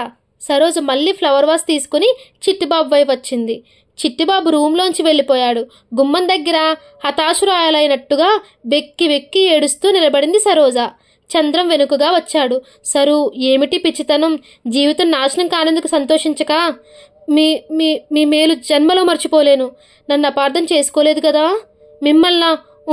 లేదు, మీరు దేవుడు లాంటివారు. ఈ విషయం గురించి ఎక్కువగా బాధపడవుగా? సరోజ పడను అన్నట్లుగా తల అడ్డంగా తిప్పింది. కానీ కళ్ళల్లోనికి నీళ్లు ప్రవాహాల్లా వెల్లుబడుతున్నాయి. సరు, నీకెప్పుడు ఏ ఇబ్బంది వచ్చినా ఆదుకునే స్నేహితుడిగా నేనున్నాను, మర్చిపోవద్దు. నువ్వు తెలివిగా దానివని, గడిసైన దానివని అందరూ అనుకుంటూ ఉంటారు. కానీ వాటి వెనుక ఉన్న నీ నిర్మలమైన హృదయం, అమాయకత్వం నాకు తెలుసు సరు. అది గుర్తించాను కాబట్టే నీకు అన్యాయం జరగకూడదనే భావంతోనే చిట్టి అన్నట్లుగా ఈ మిత్రద్రోహం చేశాను. నువ్వెప్పుడూ కలకలలాడుతూ సుఖంగా సంతోషంగా ఉండాలని నా ఆశ, కోరిక. చంద్రం సరోజ చంద్రాన్ని మొట్టమొదటిసారిగా గమనిస్తున్నంత ఆశ్చర్యంగా చూసింది. దీపావళి పండుగ. ఇంట్లో కలకల్లాడుతూ ఇద్దరు ఆడపిల్లలు నవ్వులతో వేళా కోలాలతో పకపకలాడుతూ ఉంటే జగన్నాథం గారికి చూడముచ్చటగా ఉంది. సీతని చూసిన వారెవరైనా ఆ అమ్మాయి పరాయి ఇంటి నుంచి వచ్చిన పిల్ల అని అనుకోరు. కొద్ది రోజుల్లోనే జగన్నాథం గారికి సీత పరాయి ఇంటికి వెళ్ళిపోతే మళ్ళీ ఈ బాధ్యతలన్నీ తనకి తప్పవు అనే ఆలోచన అప్పుడప్పుడు మనసులో కలుక్కుమనసాగింది. పండగ రోజున సీత చేసిన వంట ఎంతో రుచిగా ఉంది. చీకటి పడిన తర్వాత సీత, జయ మతాబులు కాలుస్తుంటే చంద్రం కూడా వచ్చి వారితో కలిశాడు. తన కోసం ఎవరో ఫ్రెండ్ వస్తే జయ యువతలకు వచ్చింది. చంద్రం, సీత ఇద్దరే నిలబడి మతాబులు కాలుస్తున్నారు. మిలమిలా మెరుస్తున్న ఆ వెలుగు రవ్వల కాంతిలో కలకలలాడుతూ అమాయకంగా నిర్మలంగా ఉన్న సీత ముఖం తదేకంగా చూసిన జగన్నాథం గారి హృదయం సీత పట్ల పితృవాత్సల్యంతో నిండిపోయింది. ఈ అమ్మాయి ఏ ఇంట్లో అడుగు పెడుతుందో వాళ్ళ అదృష్టవంతులు. సీత ఎక్కడ అడుగు పెడితే అక్కడ నవ్వులు పువ్వులు రాలుతూ ఉంటాయి. బాధ్యతాహితంగా తిరిగే చంద్రానికి సీత లాంటి భార్యనే తీసుకురావాలి. ఆయన ఈ మధ్య చాలా రోజుల నుంచి ఇదే ఆలోచిస్తున్నారు. సీతని తన ఇంటి కోడలుగా చేసుకుంటే బంధువులు, మిత్రులు అంతగా హర్షించరేమోనని అనుమానం ఆయనకి లేకపోలేదు. కేవలం చంద్రం సుఖం, వాడి భవిష్యత్తే ముఖ్యమనుకుంటే తను ధైర్యం చేసి ఈ నిర్ణయానికి రావాలి.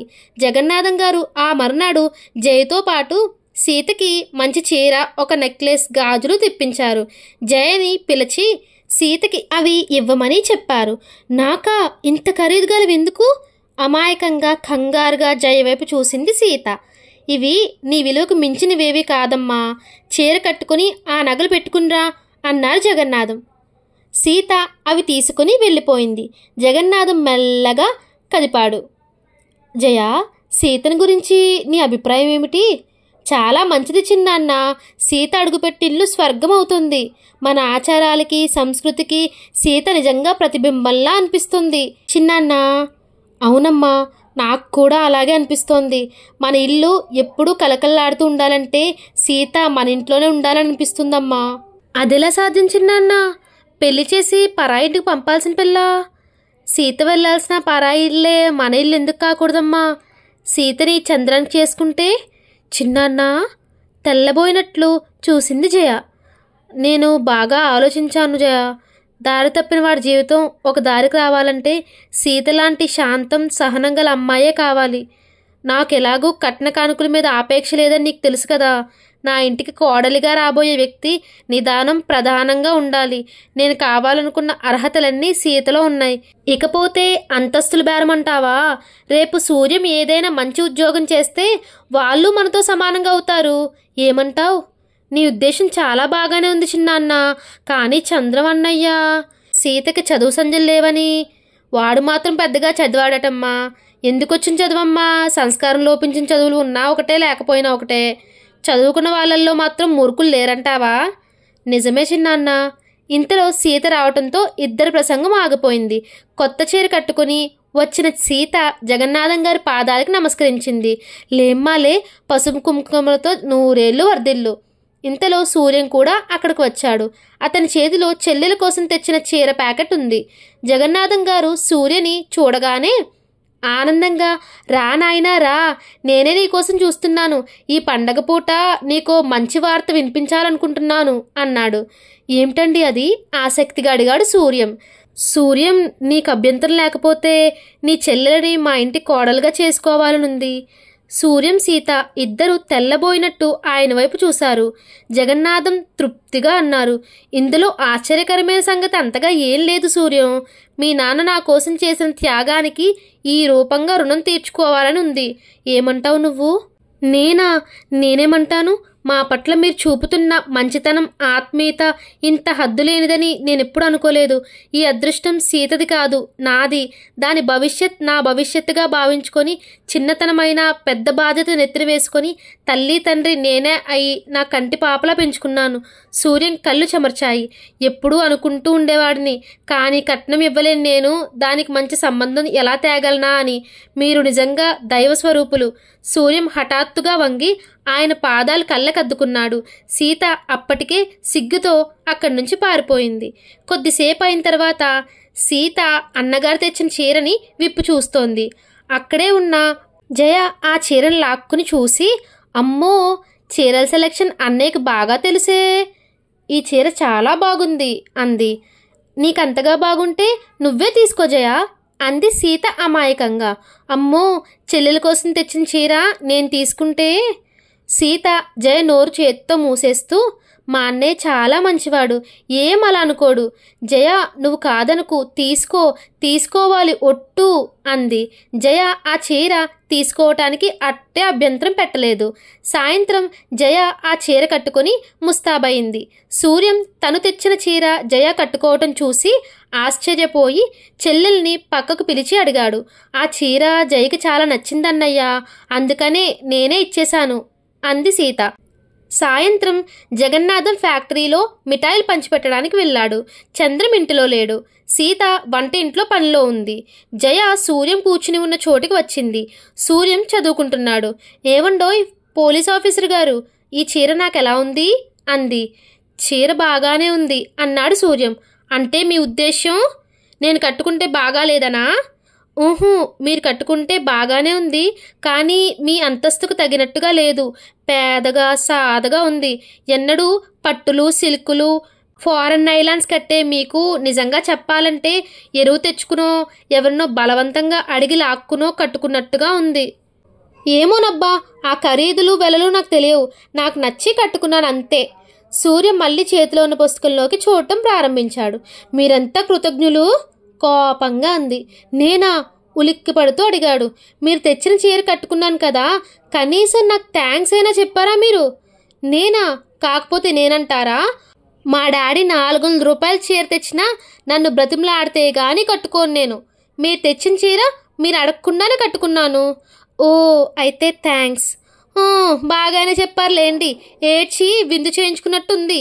సూర్యం చేతిలోని పుస్తకం మూసేసి పక్కన పెట్టాడు. జయా అనునయంగా పిలిచాడు. చెప్పండి. ఏమిటది? త్వరగా వెళ్ళిపోవాలన్నట్టుగా వెనక్కి తిరుగుతూ అంది. నన్నెందుకలా కవ్విస్తున్నావు? నన్ను ఇలా ఆటలు పట్టించడం నీకు న్యాయమేనా? బాగుంది. ఇప్పుడు అసలు నేనేమన్నానని? మెరుపు కురిపిస్తున్న కళ్ళతో గదిలోంచి పారిపోయింది. జయ వెళ్ళిన వైపే చూస్తూ చాలాసేపు పరధ్యానంగా ఆలోచిస్తూ కూర్చున్న సూర్యం నిట్టూర్పు విడిచి మళ్ళీ పుస్తకం చేతిలోకి తీసుకున్నాడు. ఈసారి అక్కడ అక్షరాలకి బదులు జయ ముఖమే కనిపిస్తోంది. తనని ఆట పట్టిస్తున్న జయ చిలిపితనం వెనుక ఇంకేదో ఉన్నట్టు అది అతి సున్నితంగా స్నేహపూరితమైన సాన్నిహిత్యాన్ని ఇద్దరి మధ్య దగ్గర చెయ్యాలని చూస్తున్నట్టు అతని మనసుకి ఏదో మధురమైన అనుభూతి అవుతోంది. ఆ దీపావళి చిత్రంగా సరోజ, సీత ఇద్దరి జీవితాలకి అతి ముఖ్యమైన రోజు అయింది. ఇంటిలో ఒక పక్క జగన్నాథం సంబరంగా సీతను దీవించి తన కోడల్ని చేసుకోవాలనే కోరికని చీరా కానుకలు ఇచ్చి సూర్యం ముందు బయట పెడుతుండగా, అదే సమయంలో చంద్రం ఊరికి దూరంగా ఉన్న కాలేజీలో సరోజను తీసుకువెళ్ళి ఆమె పట్ల తనకు ఏర్పడిన ఆరాధనా భావాన్ని వెల్లడి చేశాడు. ఈ మధ్య చంద్రానికి అహర్నిశలు సరోజ జాసే అయిపోయింది. చిట్టిబాబు మోసంతో ఎదురు దెబ్బతిన్న సరోజని చంద్రం తనకి సాధ్యమైనంత వరకు అన్ని విధాలా ఊరడించడానికి ప్రయత్నిస్తున్నాడు. చిట్టిబాబు మీద ఎన్నో ఆశలు, నమ్మకాలు ఏర్పరుచుకున్న సరోజ హఠాత్తుగా అవి కళ్ళలు అని తేలిపోవటంతో కంగారు పడింది. చిట్టి తనను మోసం చేశాడు అనే సత్యం కంటే అంత తేలికగా తను మోసపోయిందే అన్న నిజమే ఆమెను ఎక్కువగా దహిస్తోంది. ఈ పరిస్థితుల్లో ఎవరిని నమ్మాలో ఎవరిని నమ్మకూడదో కూడా తెలియని సంకటంలో పడింది. చంద్రం తనంటే ప్రాణం కూడా ఇచ్చేందుకు సిద్ధంగా ఉన్నాడని అతని మాటలు బట్టి స్పష్టంగా తెలుస్తూనే ఉంది. కానీ ఆ మాటలు నమ్మటం ఎలా? అలాగని అతనికి దూరంగా ఉండటం కూడా సాధ్యం అవడం లేదు. సరోజ మనసులో రేగుతున్న అల్లకల్లోలాన్ని చంద్రం సరిగ్గానే అర్థం చేసుకున్నాడు. అతనికి ఎంత ఆలోచించినా సరోజే తనకు సరైన ఉజ్జి అనిపిస్తోంది. చాలా విషయాల్లో ఇద్దరికీ ఒకే అభిప్రాయం ఉంది. చంద్రానికి ఆడవాళ్ళ గురించి చాలా విచిత్రమైన అభిప్రాయాలు ఉన్నాయి. పాత ఆచారాలతో ఎప్పుడు చూసినా పతిభక్తి పేరిట నిదానంగా స్తబ్దుగా ఉండే ఆడవాళ్ళంటే అతనికి చిరాకు. చీటికి మాటికి అలుకలు కులుకలు చూపిస్తూ మాటలతో రెచ్చగొడుతూ కవ్విస్తూ అప్పుడప్పుడు చిన్న చిన్న అభిప్రాయ భేదాలకి గాలిదుమారు లేవదీసి అంతలోనే మళ్ళీ రాజీకి వస్తూ అంది అందనట్లు ఇష్టం ఉండి ఉండనట్లు ప్రవర్తించే స్త్రీలంటే చంద్రానికి చాలా ఇష్టం. పతి అనేవాడు ప్రత్యక్ష దైవంగా ఉండాలని భావించే వాళ్ళు భర్త అన్న తర్వాత మనిషిగా ఎక్కడ ఏ కాస్త బలహీనతకి కూడా లేకుండా ఉండాలని కోరుకునేవాళ్ళు. ఎప్పుడో అతని వల్ల పొరపాటుగా కాస్త అన్యాయం జరిగితే తమ జీవితాలే నాశనం అయ్యాయి అని గోల పెట్టిపోయే ఆడవాళ్ళు మగవాళ్ళ మెడలకి గుదిబండలు తప్ప పెళ్ళాలు కారని అతని విశ్వాసం. స్త్రీ కూడా పురుషుడితో సమానంగా ఉండాలి. సమానత్వం అంటే క్లబ్బులు పేకాట్లు కాదు. నువ్వు లేనంత మాత్రం నేనేం చచ్చిపోను అన్న ధీమా ఆడపిల్లలందరికీ మగవాడి పట్ల ఉండాలి. భర్త అనేవాడు చూసినా చూడకపోయినా తన జీవితం తను చెక్కబొట్టుకోగల నేర్పు ఉండాలి. భార్యకి భర్త, భర్తకి భార్య జీవితంలో ఒకరికి ఒకరు తోడు నీడగా ఉండాలే తప్ప ఒకరి నుంచి ఒకరు బ్రతుకుతున్నాం అనే బానిసత్వ భావం రాకూడదు. చంద్రం తనకి కాబోయే భార్యకి కావాలని ఊహించుకున్న లక్షణాలన్నీ సరోజలో కనిపించాయి. అందుకే ఈరోజు సరోజ ముందు తన మనసులో సరోజకి గల స్థానం గురించి బయటపెట్టేశాడు చంద్రం. సరోజ అతని అభిప్రాయాలన్నీ విన్నది. కానీ ఏకాంతంగా ఉన్నారు కదా అని అతను ప్రదర్శించబోయిన చనువుని మాత్రం ప్రోత్సహించలేదు, సహించలేదు. ఏమిటిది సరోజ, దూరం నుంచి కవ్విస్తావు, తీరా దగ్గరికి వస్తే అందకుండా పారిపోతావు నిష్ఠూరంగా అన్నాడు చంద్రం. మగవాడి చేతికి అందిన తర్వాత ఆడపిల్ల గతి ఏమవుతుందో నీకు తెలియదా చంద్రం? నేను నిన్ను పెళ్లి చేసుకుంటున్నానుగా సరోజా. నువ్వన్నంత మాత్రాన అయిపోతుందా? మీ నాన్నగారు ఒప్పుకోవద్దు. ఒప్పించే బాధ్యత నాది. ఆయన నా మాట కాదనరు. నేను చిన్నప్పటి నుంచి ఏది కావాలన్నా కాదనకుండా నిమిషాల మీద తెచ్చిచ్చేవారు. అవన్నీ వేరు, పెళ్లి వేరు చంద్రం. పెళ్ళంటే పెద్దవాళ్ళు 1,00,000 ఆలోచిస్తారు. నా మాట నమ్ము. ఒకవేళ నీ మాటే నిజమయ్యి నాన్న ఒప్పుకోకపోతే నిన్ను రిజిస్టర్ మ్యారేజ్ చేసుకుంటాను, కానీ నిన్ను మాత్రం వదులుకోను. చంద్రం సంభ్రమాశ్చర్యాలతో చూసింది సరోజ. చంద్రం సరోజ భుజాలు పట్టి దగ్గరకు తీసుకున్నాడు. అందమైన ఆ తలని హృదయానికి హత్తుకుంటూ అన్నాడు, నా మాట నమ్ము, నన్ను సందేహించకు. నేను నిన్ను పెళ్లి చేసుకునేది నీ కోసం కాదు సరు, నా కోసం, నా ఆనందం కోసం. నా సుఖ సంతోషాలన్నీ నీతోనే ఉన్నాయని నాకు నమ్మకంగా తెలుసు సరోజ. సరోజ కళ్ళు మూసుకుంది. మూసుకున్న రెప్పలు బరువెక్కి 1-2 నీటి బిందువులు చింది క్రింద పడినాయి. ఏమిటిది? నేనేమైనా కాని మాటలని నిన్ను బాధ పెట్టానా సరోజా? బేలగా అడిగాడు చంద్రం. లేదు చంద్రం లేదు. ఇన్నాళ్ళు నేను డబ్బే ప్రపంచం అనుకున్నాను. డబ్బుంటే స్వర్గ సౌఖ్యాలు లభిస్తాయని భ్రమించాను. ఇప్పుడు తెలుస్తోంది ఒక నిష్కల్మషమైన నిండు హృదయం పంచి ఇచ్చే ఆత్మీయతకి ఈ ప్రపంచంలో ఏ సంపద సాటిరాదని. భగవంతుడు చాలా దయామయుడు. అఘాతంలో పడిపోతున్న నా కళ్ళు తెరిపించి నన్ను రక్షించాడు. నీకు డబ్బున్నా లేకపోయినా నాకొకటే చంద్రం. నా మనసులో నీకున్న విలువ ఎప్పటికీ మారదు. కృతజ్ఞుని సరోజ. సరోజని గుండెలకి హత్తుకుంటూ అన్నాడు చంద్రం. సరోజని పగబట్టిన పాములా నీడలా వెంటాడుతున్న సదానందం వెన్నంటే వాళ్ళ వెంట వచ్చి అదను కోసం చూస్తున్న అతను టక్కున తన చేతిలో ఉన్న కెమెరా మీద నొక్కాడు. సరోజ అంటే అతనికి పిచ్చిగా ఉంది. సరోజ దక్కితే తనకే దక్కాలి, లేకపోతే ఇంకెవ్వరికీ దక్కకూడదు. సరోజ ఎవరికీ చెందకుండా పోవాలంటే అతనికి ఒకటే మార్గం కనిపించింది. సరోజని చాతనైనంత వరకు వీధిన పడేసి రగడ చేసి ఆ అమ్మాయి జీవితం బజారుపాలు చేయాలి. అప్పుడు పెళ్లికాని సరోజని గత్యంతరం లేని తల్లిదండ్రులు ప్రాణం విసిగిపోయి అయినా తనకి ఇవ్వచ్చు అనే ఆశ అతనికి ఉంది. అందుకే సరోజ బ్రతుకు బజారుకి ఎక్కించటానికి కంకణం కట్టుకున్నాడు సదానందం. సరోజ చంద్రం సన్నిహితంగా ఉన్న ఫోటో జగన్నాథానికి చేరటానికి ఏమాత్రం ఆలస్యం కాలేదు. ఫోటోతో పాటు ఒక ఆకాశరామన్న ఉత్తరం కూడా ఉంది. అందులో సరోజకి చిట్టిబాబుతో ఉన్న సంబంధం, అది చంద్రాన్ని చూడగానే తెగ్గొట్టుకున్న వైనం, సరోజని గురించి చెడిపోయిన అమ్మాయిగా చిత్రించే విషయాలు చాలా ఉన్నాయి. జగన్నాథం ఆ ఫోటోను చూడగానే మండిపడ్డాడు. కానీ కొడుకుని పిలిచి మందలించలేదు. ఇల్లు ఎగిరిపోయేటట్టు కేకలు పెట్టలేదు. తక్షణం పురోహితుణ్ణి రమ్మని కబురు చేసి ముహూర్తం పెట్టించేశాడు. అదే సమయానికి అక్కడికి వచ్చిన చంద్రం పెళ్లి తనకేనని తెలుసుకుని నిర్ఘాంతపోయాడు. కనీసం మాట వరుసకైనా తనతో సంప్రదించకుండా ఏకంగా ముహూర్తమే నిర్ణయం చేయటం చూడగానే అతనికి ఆగ్రహం కలిగింది. మనసులో కలిగిన కోపాన్ని బిగబట్టుకుంటూ అడిగాడు. నా పెళ్లికిప్పుడు అంత తొందర ఏమొచ్చింది నాన్న? నీకు తొందర లేకపోయినా నాకుందిరా. అయితే నా పెళ్లికి నా అభిప్రాయం అవసరం లేదా? జగన్నాథం లేచి నిలబడ్డాడు. లేకుండా నువ్వే చేసుకున్నావు నాన్న. అవునురా, నీ పెళ్లి జరిగేది సీతతో. కాదంటే వినేవాళ్ళు ఇక్కడెవ్వరూ లేరు. సీతతోనా? అవును. సీత నీ భార్య అయితే నీ బ్రతుకు కొంత కాకపోతే కొంతైనా చక్కబడుతుందనే ఈ పని చేస్తున్నాను. ఇప్పుడు నేనంత పాడైపోయిందేమిటి నాన్న? ఒరేయ్, సిగ్గులేదురా నీకు? ఇలా రా. జగన్నాథం చేయి పట్టుకుని తన గదిలోకి లాక్కెళ్ళి టేబుల్ సొరుగులో ఉన్న ఫోటో తీసి చూపించాడు. సరోజ తను సన్నిహితంగా ఉన్న ఫోటో అది. దాన్ని చూడగానే చంద్రం నోట మాట రానట్టుగా నిర్వీర్ణుడయ్యాడు. ఇప్పుడు చెప్పరా, మాట్లాడవేం? నువ్వు పాడవుతున్నావా, బాగుపడుతున్నావా? నీ పెళ్లికి తొందరపడటంలో నా తప్పేమైనా ఉందా? ఎవరి అమ్మాయి? చంద్రం వెంటనే సమాధానం చెప్పలేకపోయాడు. ఈ ఈ ఈ అమ్మాయి నా క్లాస్మేట్ నాన్న. క్లాస్మేట్ అయితే ఈ కౌగిలింతలు ఎందుకురా? ఒరేయ్, నీ కళ్ళబొల్లి కబుర్లతో నా కళ్ళు గప్పలేవు. నీకు వెంటనే పెళ్లి చేయకపోతే భ్రష్టుడు అయిపోతావు. సీతతో ఈ ముహూర్తానికి నీ పెళ్లి జరుగుతుంది. నాన్న, నా మాట విను నాన్న. నోరుమొయ్యి. నన్ను రెచ్చగొట్టి నాకు కోపం తెప్పించుకో. వెళ్ళవతలకి. రాజారావు ఉద్యోగపు ఊళ్ళో రాజారావు హడావిడిగా గబగబా ఇంటికి వచ్చాడు. పార్వతి, పార్వతి, ఏదమ్మాయి? అమ్మాయి ఏమిటండి? నీకు మతిపోయింది. వచ్చిందని ఇంతకితమేగా ఫోన్ చేసావు. అమ్మాయి వచ్చిందంటేనేగా ఆదరా బాదరాగా పరుగెత్తుకుని వచ్చాను. బాగుందండి మీ కంగారు. వచ్చింది అమ్మాయి కాదు, మరిది గారు. తమ్ముడా?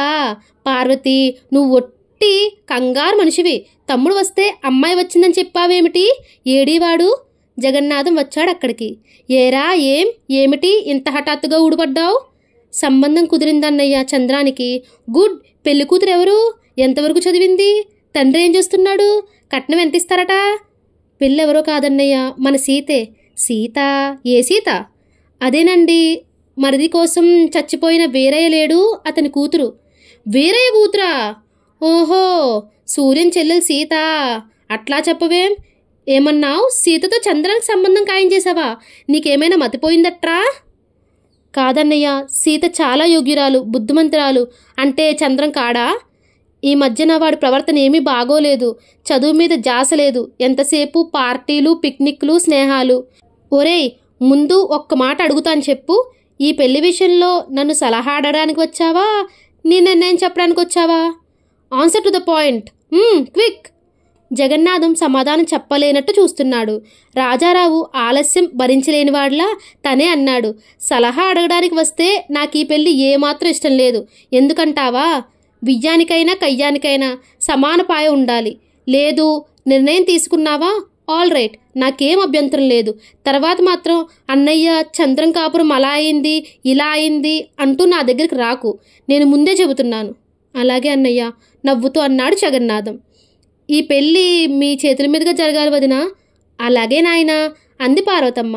ఆవిడ సీతను చూసింది. చంద్రం స్వభావం తెలుసు. ఈ పెళ్లి స్థిరపరచడంలో జగన్నాథం ఉద్దేశం ఆవిడకి నచ్చింది, బాగా అర్థమైంది కూడా. జగన్నాథం అన్నమాట నిలబెట్టుకున్నాడు. నిర్ణయించిన ముహూర్తానికి సీతతో చంద్రం వివాహం పూర్తి చేశాడు. పెళ్లివారి అంతస్తుకి తగినట్టుగా వైభవంగా చూడముచ్చటగా జరిగింది. పెళ్లికి చిదంబరం, నాంచారమ్మ కూడా వెళ్లారు. చంద్రం పెళ్లి శుభలేఖ చూడగానే పిడుగుపడ్డట్టుగా నిశ్చేష్టురాలైంది సరోజ. జగన్నాథం రైస్ మిల్లులోనే గుమాస్తాగా పనిచేస్తున్న చిదంబరం చిన్నబాబు గారు పెళ్ళి అంటూ వారం రోజుల నుంచి ఇంటికి రాకుండా హడావిడి పడిపోతూ పనిచేస్తున్నాడు. ఇంటికి వచ్చిన తర్వాత అమాయకంగా కూతురి గుండెల్లో మంటలు రేకెత్తిస్తున్నాడని తెలుసుకోకుండా జగన్నాథం ఇంట్లో పెళ్లి జరుగుతున్న ఏర్పాట్లన్నీ వర్ణించి చెప్పేశాడు. సరోజ గుండెలు వక్కలైనాయి, కళ్ళల్లో కన్నీళ్లు కాల్వలు కట్టినాయి. ఆ బాధ చంద్రానికి పెళ్ళవుతున్నందుకు కాదు, తనకు ఇన్ని మాటలు చెప్పి ఎన్నెన్నో ఆశలు రేకెత్తించి తండ్రి ఎదిరించైనా సరే రిజిస్టర్ మ్యారేజ్ చేసుకుంటానని ఒట్టు వేసి చెప్పిన చంద్రం కనీసం కంటికైనా కనిపించినందుకు చంద్రం కనిపించి పరిస్థితుల ఒత్తిడికి లొంగిపోయాను సరోజ, గత్యంతరం లేకపోయింది అంటే సరోజకింత బాధ ఉండేది కాదు. చంద్రం కూడా చిట్టిబాబులాంటివాడే. ఈ ప్రపంచంలో మగవాళ్ళందరూ ఒకటే. తనను లోబరుచుకునేందుకు ఆ కళ్ళబొల్లి తీపి మాటలు చెప్పాడేమో. చిట్టిబాబు విషయంలో కేవలం డబ్బు ప్రాధాన్యం ఇచ్చి అతనితో చనువుగా మెలిగింది. కానీ చంద్రం విషయంలో అలా కాదు. డబ్బున్నా లేకపోయినా అతను తనకు కావాలని ఆశించింది. అదే గగనకుసుమం అయింది. చివరికి తనకు మిగిలింది చిట్టిబాబుతో చంద్రంతో చనువుగా తిరిగింది అనే చెడు పేరు. సరోజ దుఃఖానికి అంతు లేకుండా పోయింది. చంద్రం సహజంగా మొహమాట పడ్డాడు, పిరికివాడు. సరోజకి తను అన్యాయం చేశానని, ఇక జన్మలో సరోజకి తన మొహం చూపించలేనని వేదనతో అతను కుమిలిపోతున్నాడు. చంద్రం తనను గురించి అంత ఆవేదన పడుతున్నాడని ఏ కాస్త తెలిసినా సరోజ అంత బాధపడేది కాదు.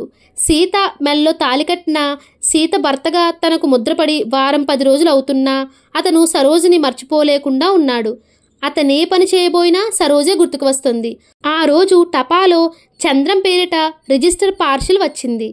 దస్తూరి చిరపరిచితం అవటంతో కొట్టుకుంటున్న గుండెలతో విప్పి చూశాడు. అందులో సరోజకు వ్రాసిన ఉత్తరాలు, ఇచ్చిన బహుమతులు ఉన్నాయి. వాటిని తిప్పి పంపుతూ సరోజ ఉత్తరం జతపరిచింది. చంద్రం అందని అదృష్టం కోసం అర్రులు సాచిన నిర్భాగ్యురాలిని.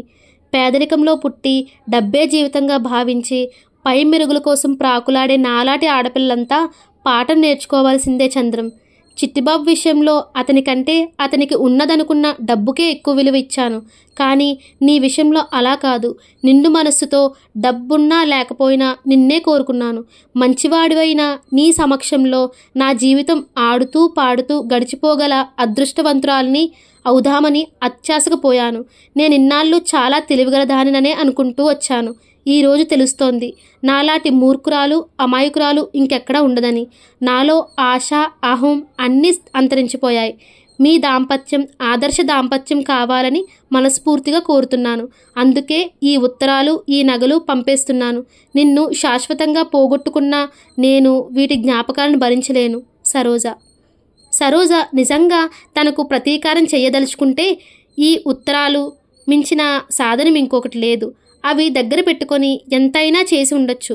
ప్రతీకారం చేయగల అవకాశం ఉండి కూడా సరోజ తనని మనస్ఫూర్తిగా క్షమించి వదిలేసింది అన్న సత్యం చంద్రం గుండెలకి రంపపు కోతగా తయారైంది. సరోజ చేసిన ఈ పనితో అతను తన అపరాధం రెట్టింపు అయినట్లుగా కుమిలిపోయాడు. ఈ వివాహంతో తనకన్నా అదృష్టవంతురాలు ఈ ప్రపంచంలో ఇంకెవ్వరూ లేరని మురిసిపోతున్న అమాయకురాలైన సీతకి భర్త మనస్సులో నిరంతరం కుములుతున్న ఈ వ్యధ తెలియదు. సీత దృష్టిలో చంద్రం దేవుడితో సమానం. ఆ దేవుడికి అన్ని వేళలా హృదయ మందిరంలో పూజలు సలుపుతూ ఉంటుంది. తన పట్ల ఆరాధన, చెప్పలేనంత గౌరవం కనబరుస్తూ నిశ్శబ్దంగా తన జీవితంలో అంతర్వాహినిలా వచ్చి కలిసిపోయిన సీతని చంద్రం అనుకున్నంతగా ద్వేషించలేకపోతున్నాడు. పెళ్లి కాగానే చంద్రాన్ని, సీతని కొద్ది రోజుల పాటు ఆనందంగా దేశం చూసి రావటానికి పంపాడు జగన్నాథం. కూతురి మనస్సులో ఏర్పడిన గాయాన్ని, ఆ లేత హృదయం పొందిన ఆశాభంగాన్ని కించిత్తు కూడా ఎరగని చిదంబరం దంపతులు సరోజ పెళ్లి కోసం ప్రయత్నాలు చేస్తూ ఏవేవో సంబంధాలు చూస్తున్నారు. ఒకరిద్దరు అమ్మాయిని చూసి ముచ్చటపడిన తర్వాత తెలిసిన వివరాలకు బట్టి ఆ అమ్మాయి ప్రవర్తన మంచిది కాదని చూచాయిగా విని కిమ్ అనకుండా ఊరుకున్నారు. చిదంబరం ఎక్కువ కట్నం, కానుకలు ఇవ్వలేడు. ఉన్నంతలో సరోజకి తగిన సంబంధాలు చూడాలని అతని ఆరాటం. కానీ సరోజ ఈ మధ్య తనకసలు పెళ్ళే వద్దని చెప్పేసింది. కానీ ఆ భార్యాభర్తలిద్దరూ లక్ష్య పెట్టలేదు. ఇప్పటికే చెప్పిన మాట వినకుండా స్నేహితులంటూ నలుగురితో తిరిగి చెడ్డ పేరు తెచ్చుకున్నా. పిల్లలకి సాధ్యమైనంత తొందరలో పెళ్లి చేయకపోతే ఇక పెళ్ళే కాదేమోనని చిదంబరం భయం. పెళ్లి చేసుకుని ఒక ఇంటిదైతే కాస్త కాకపోయినా కాస్తైనా స్థిరత్వం వస్తుందేమోనని నాంచారమ్మ ఆశ. చివరికి ఎలాగైతేనే సరోజ ఇష్టాయిష్టాలతో ప్రమేయం లేకుండా ఒక సంబంధాన్ని చూపించడానికి సిద్ధం చేశారు. పెళ్లివారు సరోజను చూడడానికి వచ్చారు. సరోజ ఏమైనా సరే పెళ్లి చూపుల కోసం వాళ్ళ ముందుకు తను వెళ్ళనని మొండిగా ఎదురు తిరిగింది. ఆడపిల్లని సంతలో పశువుల నానం చేసి బేరాలు ఆడే ఈ పెళ్లి చూపుల తతంగమంటే సరోజకి మొదటి నుంచి ఏవగింపే. పెళ్లివారిని కూర్చోబెట్టి లోపలికి వచ్చిన చిదంబరం సరోజ ఇష్టం ఉన్నా లేకపోయినా వచ్చి తీరాలని పట్టుబట్టాడు. అతను మళ్ళీ బయట హాల్లోకి వెళ్ళేసరికి సదానందం లోపలికి వచ్చాడు. ఎవరు బాబు మీరు? ఏం కావాలి అని అడిగాడు చిదంబరం. సదానందం చిదంబరం వైపు కన్నెత్తి కూడా చూడలేదు. సరాసరి పెళ్లికొడుకు దగ్గరికి వెళ్ళి ఏరా రాము అంటూ పలకరించాడు. సదానందమా, రారా, సమయానికి వచ్చావు. పెళ్లికొడుకు ఆనందంగా ఆహ్వానించాడు. ఇలా రా, నీతో అర్జెంటుగా మాట్లాడాలి, చిన్న పనుంది అన్నాడు సదానందం. పెళ్లికొడుకు కాస్త ఇబ్బందిగా చూశాడు. చిదంబరానికి ఎందుకో సదానందం ధోరణి నచ్చలేదు. ఇంతలో ఏం పనయ్యా అన్నాడు. ఇంకా పెళ్లికూతురు రాలేదు కదండి. పెళ్లికూతురు రావాలి, మావాడు చూడాలి, వాడికి నచ్చాలి, ఇప్పుడే పెళ్ళైపోతుంది అన్నంత తొందరపడుతున్నారేమిటి? రారా నువ్వు అంటూ పెళ్లికొడుకుని చేపట్టి బయటకు లాక్కెళ్ళాడు. ఇద్దరు బయటికి వచ్చిన తర్వాత సదానందం రాము భుజం మీద చేయి వేస్తూ, ఏరా, ఒక ఊరు వాళ్ళం కదా, నేను కూడా ఈ వీధిలోనే ఉంటున్నానని తెలుసు కదా, వచ్చే ముందు ఒక్క చిన్న కబురు చేయకూడదురా అన్నాడు. ఇప్పుడు ఏమైందిరా? నువ్వేమీ అనుకోనంటే ఒక్క చిన్న మాట చెబుతా. ఏమిటది? ఈ అమ్మాయి ఒట్టి తిరిగిపోతురా. అవును, ఇదిగో ఈ ఫోటో చూడు, ఇది వ్యవహారం. చాలా చేతులు మారిందిలే. చూస్తూ చూస్తూ ఈ ఎంగిలి కూడికి ఆశపడే కర్మ నీకేమిట్రా? ఆ ఫోటో చూడగానే పెళ్ళికొడుకు మొహం ఎర్రబడింది. సదానందం చెయ్యి పట్టుకుంటూ, మా నాన్న ఇంత క్రితమే చూశాడు. పిల్ల బాగుంది అంటే కట్నం ఇవ్వలేకపోయినా చేసుకుందామనే ఉద్దేశంతోనే వచ్చాం. థ్యాంక్స్ బ్రదర్, నీ మేలు జన్మలో మర్చిపోలేను అన్నాడు. ఒక ఊరి వాళ్ళం, ఆ మాత్రం మనకి మనం మేలు చేసుకోకపోతే ఇంకెలారా? బయట వాళ్ళు మాట్లాడుతుంటే లోపల చిదంబరం నాంచారమ్మని ఇంకా రాలేదా అంటూ తొందర చేస్తున్నాడు. సరోజ అప్పటికింకా జడ వేసుకోలేదు, చీర కట్టుకోలేదు.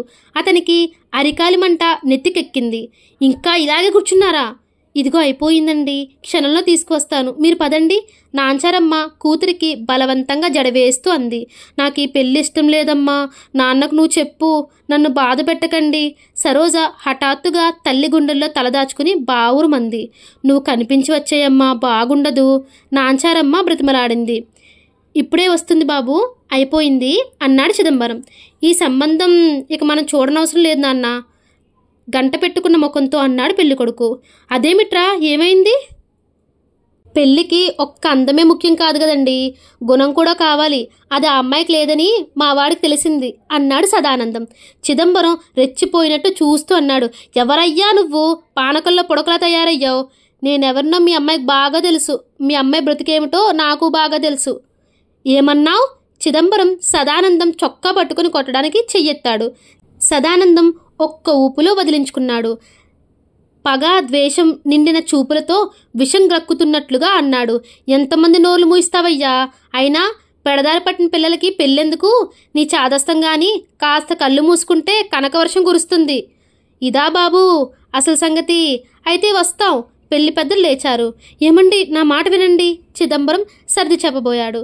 ఇక్కడికి విన్నవి చాలులే బాబు, మాకెందుకీ మంగళం. వాళ్ళు వినిపించుకోకుండా వెళ్ళిపోయారు. సదానందం విజయ గర్వంతో చూస్తూ వెళ్ళిపోయాడు. చిదంబరానికి పిచ్చెక్కినంత పనైంది. ఆ కోపం అంతా తీసుకువచ్చి సరోజ మీద చూపించాడు. చిచ్చి, ఈ దరిద్ర ముఖానికి పెళ్ళయ్యే యోగం లేదు. వద్దే, వాళ్ళతో వీళ్ళతో తిరగద్దే అమ్మా అంటే వింది. స్నేహితులు సరదాలు అంది. ఇప్పుడు చూడు, చివరికి అడుక్కు తినేవాడు కూడా దొరకడు. ఇది చచ్చినా పీడ విరగడవుతుంది. అంత బాధగా ఉంది నాకు. చిదంబరం దూకుడుగా అనేసి ఇంటిలోకి వెళ్ళిపోయాడు. సరోజ కళ్ళు కట్టలు తెగిన చెరువులైనాయి. వెక్కి వెక్కి ఏడుస్తూ మంచం మీద వాలిపోయింది. చంద్రంతో సీతకి పెళ్లి కావడంతో జయకి సూర్యం పట్ల చను ఇంకొంచెం ఎక్కువైంది. అందులో ఇప్పుడు వరస కూడా కలిసిందేమో. జయ చిలిపితనానికి హద్దులు చెరిగిపోయాయి. సూర్యంలో ఉండే నిదానం, అతని గుణగణాలు, నివురుగప్పిన నిప్పుల్లా అతనిలో దాగి ఉన్న సమర్థత, సంస్కారం ఇవన్నీ జయని ఆకర్షించాయి. సూర్యం 1-2 సార్లు జయ తన పట్ల చూపుతున్న చనువుని మందలించబోతే జయ చిరుకోపంగా అలిగినట్లుగా మూతిపెట్టి, ఇంకేముంది మీకు ఇబ్బంది, మా అన్నయ్య మీ చెల్లెల్నివ్వటంతో మన మధ్య అంతస్తులు అంతరించాయి కదా అంటూ ఆర్గ్యుమెంట్కి దిగేది. ఆ రోజు రాత్రి భోజనాలు అయిన తర్వాత సూర్యం తోటలో ఒంటరిగా కూర్చుని ఉన్నాడు. వెనక నుంచి ఎప్పుడు వచ్చిందో జయ అడుగుల చప్పుడు కాకుండా వచ్చి చటుక్కున అతని కళ్ళు మూసేసింది. జయ చేతులను తడుముకుంటూ అనునయంగా పిలిచాడు. ఒక వాగ్దానం చేస్తానంటేనే చేతులు తీస్తాను, చేయకపోతే తీయను. సరే, నాకేం, రాత్రంతా నేను ఇలాగే కూర్చోగలను. నీకే చేతులు నొప్పుడతాయి, అంతేగాని వాగ్దానం చేయరన్నమాట. విషయం ఏమిటో తెలియందే. తెలియకపోతే చేయకూడదా? నా మీద ఆ మాత్రం నమ్మకం లేదా? మీ మీద నాకు నమ్మకం ఉంది జయ. ఏది, ఇంకోసారి జయ అని పిలవండి. సూర్యం నవ్వాడు. జయ చేతుల స్పర్శ అతని మనస్సులో గిలిగింతలు పెడుతూ 1000 అంతస్తుల ఆనంద సౌధానికి గబగబా మేడ కడుతోంది. అతనికి ఒక్క క్షణం జయని చేతులు తీసేయమని పరుషంగా అదిలించాలని అనిపించింది. అదే సమయంలో మళ్ళీ జయని ఆ చేతుల్ని పట్టి దగ్గరికి లాక్కోవాలనిపించింది. ఏమిటా వాగ్దానం చెప్పు అన్నాడు. వచ్చే వారం మన కాలేజీలో ఓల్డ్ బాయ్స్ డే ఫంక్షన్ ఉంది. అందులో ప్రోగ్రాంకి మన ఇద్దరి పేర్లు ఇచ్చాను నేను. జయ అతనికి ఎదురుగా వచ్చి కూర్చుంటూ అంది. ఇచ్చేసావా, ఇస్తావా? ఇచ్చేశాను. మరింకా వాగ్దానం ప్రసక్తి ఏముంది? మీరు నా మాట తోసేయకూడదని. ఏమిటా ప్రోగ్రాం? రాధాకృష్ణ నృత్యం. My God, నృత్యమా? చచ్చాం, నాకు డాన్స్ రాదు. డాన్స్ అవసరం లేదు, మీరు పాటకి అనుగుణంగా భావప్రకటన చేస్తే చాలు. సూర్యం వెన్నెలలో తనకెదురుగా వచ్చి కూర్చున్న జయవైపు మంత్రముగ్ధుడిలా చూడసాగాడు. నునుపైన చెక్కిళ్లతో, నిర్మలంగా విశాలంగా ఉన్న నయనాలతో పాలరాతి బొమ్మలా ఉంది జయ. ధనికురాలు, చదువు, సంస్కారం గల ఈ యువతి మనసులో చోటు కల్పించుకోవటానికి తను ఏ పుణ్యం చేసుకున్నాడు?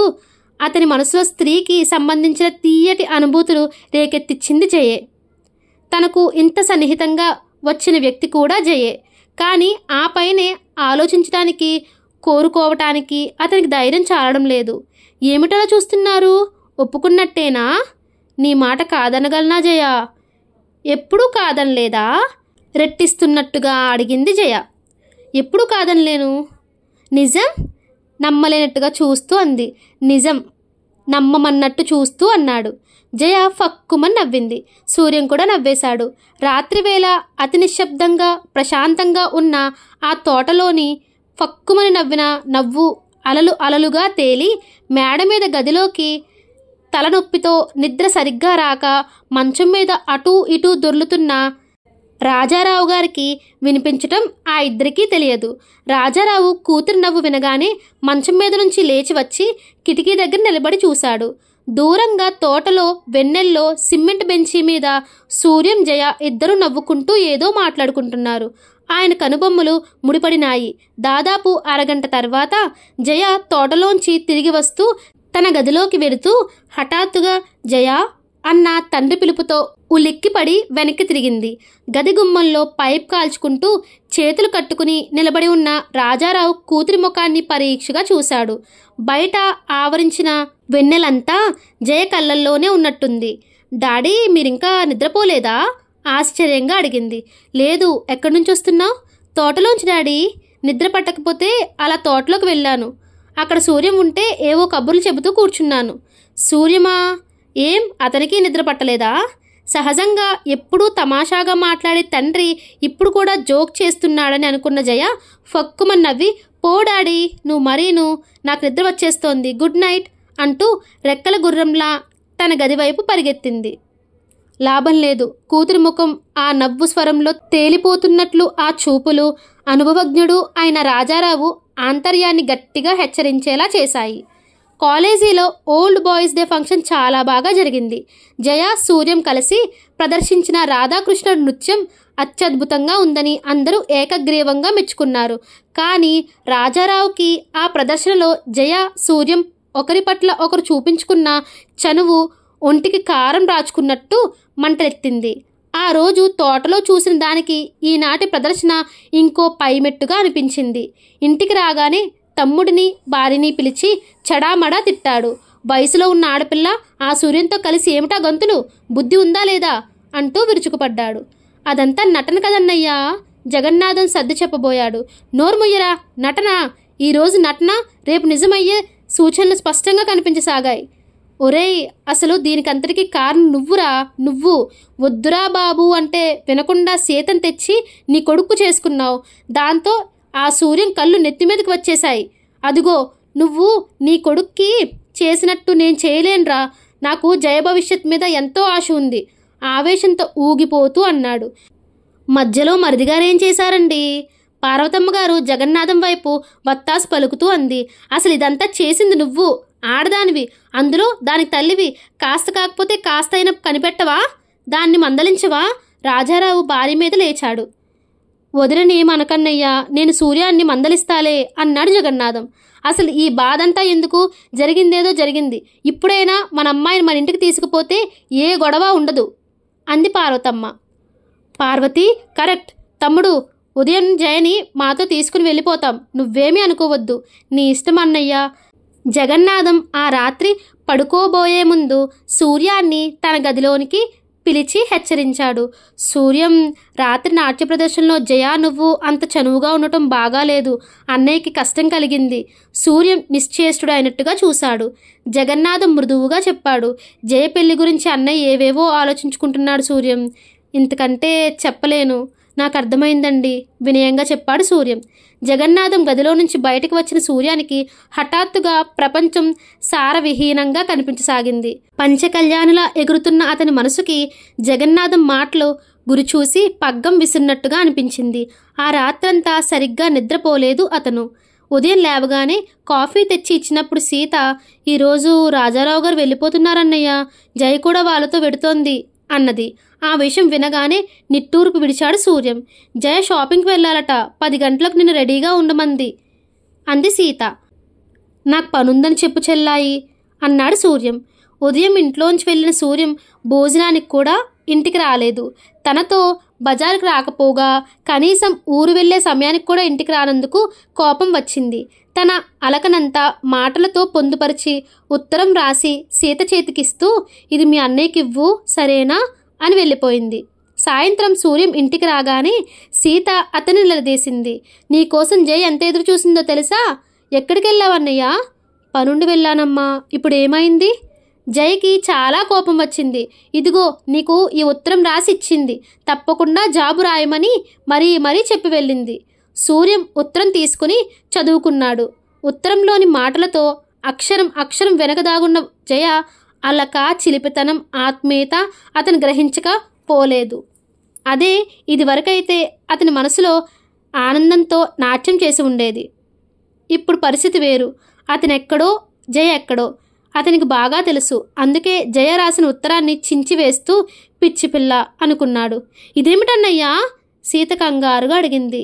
జయ పట్ల ఎలాంటి ఆశలు పెంచుకోవటం నాకు ఇష్టం లేదమ్మా, అందుకని కావాలి నేను ఇంటికి రాలేదు. సూర్యం తలనొప్పిగా ఉందని తలుపులు బంధించుకొని లోపల పడుకున్నాడు. అతనికి ఎప్పుడూ లేనిది ఏమిటో చాలా నిరుత్సాహంగా ఉంది. జయ ఒక అందమైన కలలా మిగిలిపోతుందని అతను అనుకోలేదు. తన స్థితి తాను మరచి గాలిమేడలు కట్టానేమోనని ఆత్మవిమర్శతో అతను తనని తానే మందలించుకోసాగాడు. జయ వ్రాసిన ఉత్తరం చింపేశాడు. కానీ దానిలో జయ పొందుపరిచిన విరజాజి పరిమళం లాంటి స్నేహ వీచికల్ని, మమతా మాధుర్యాలని తాను మర్చిపోగలడా? చంద్రం సీత దాంపత్యం ఎలా ఉంటుంది? జయ సూర్యలు మళ్ళీ కలుస్తారా?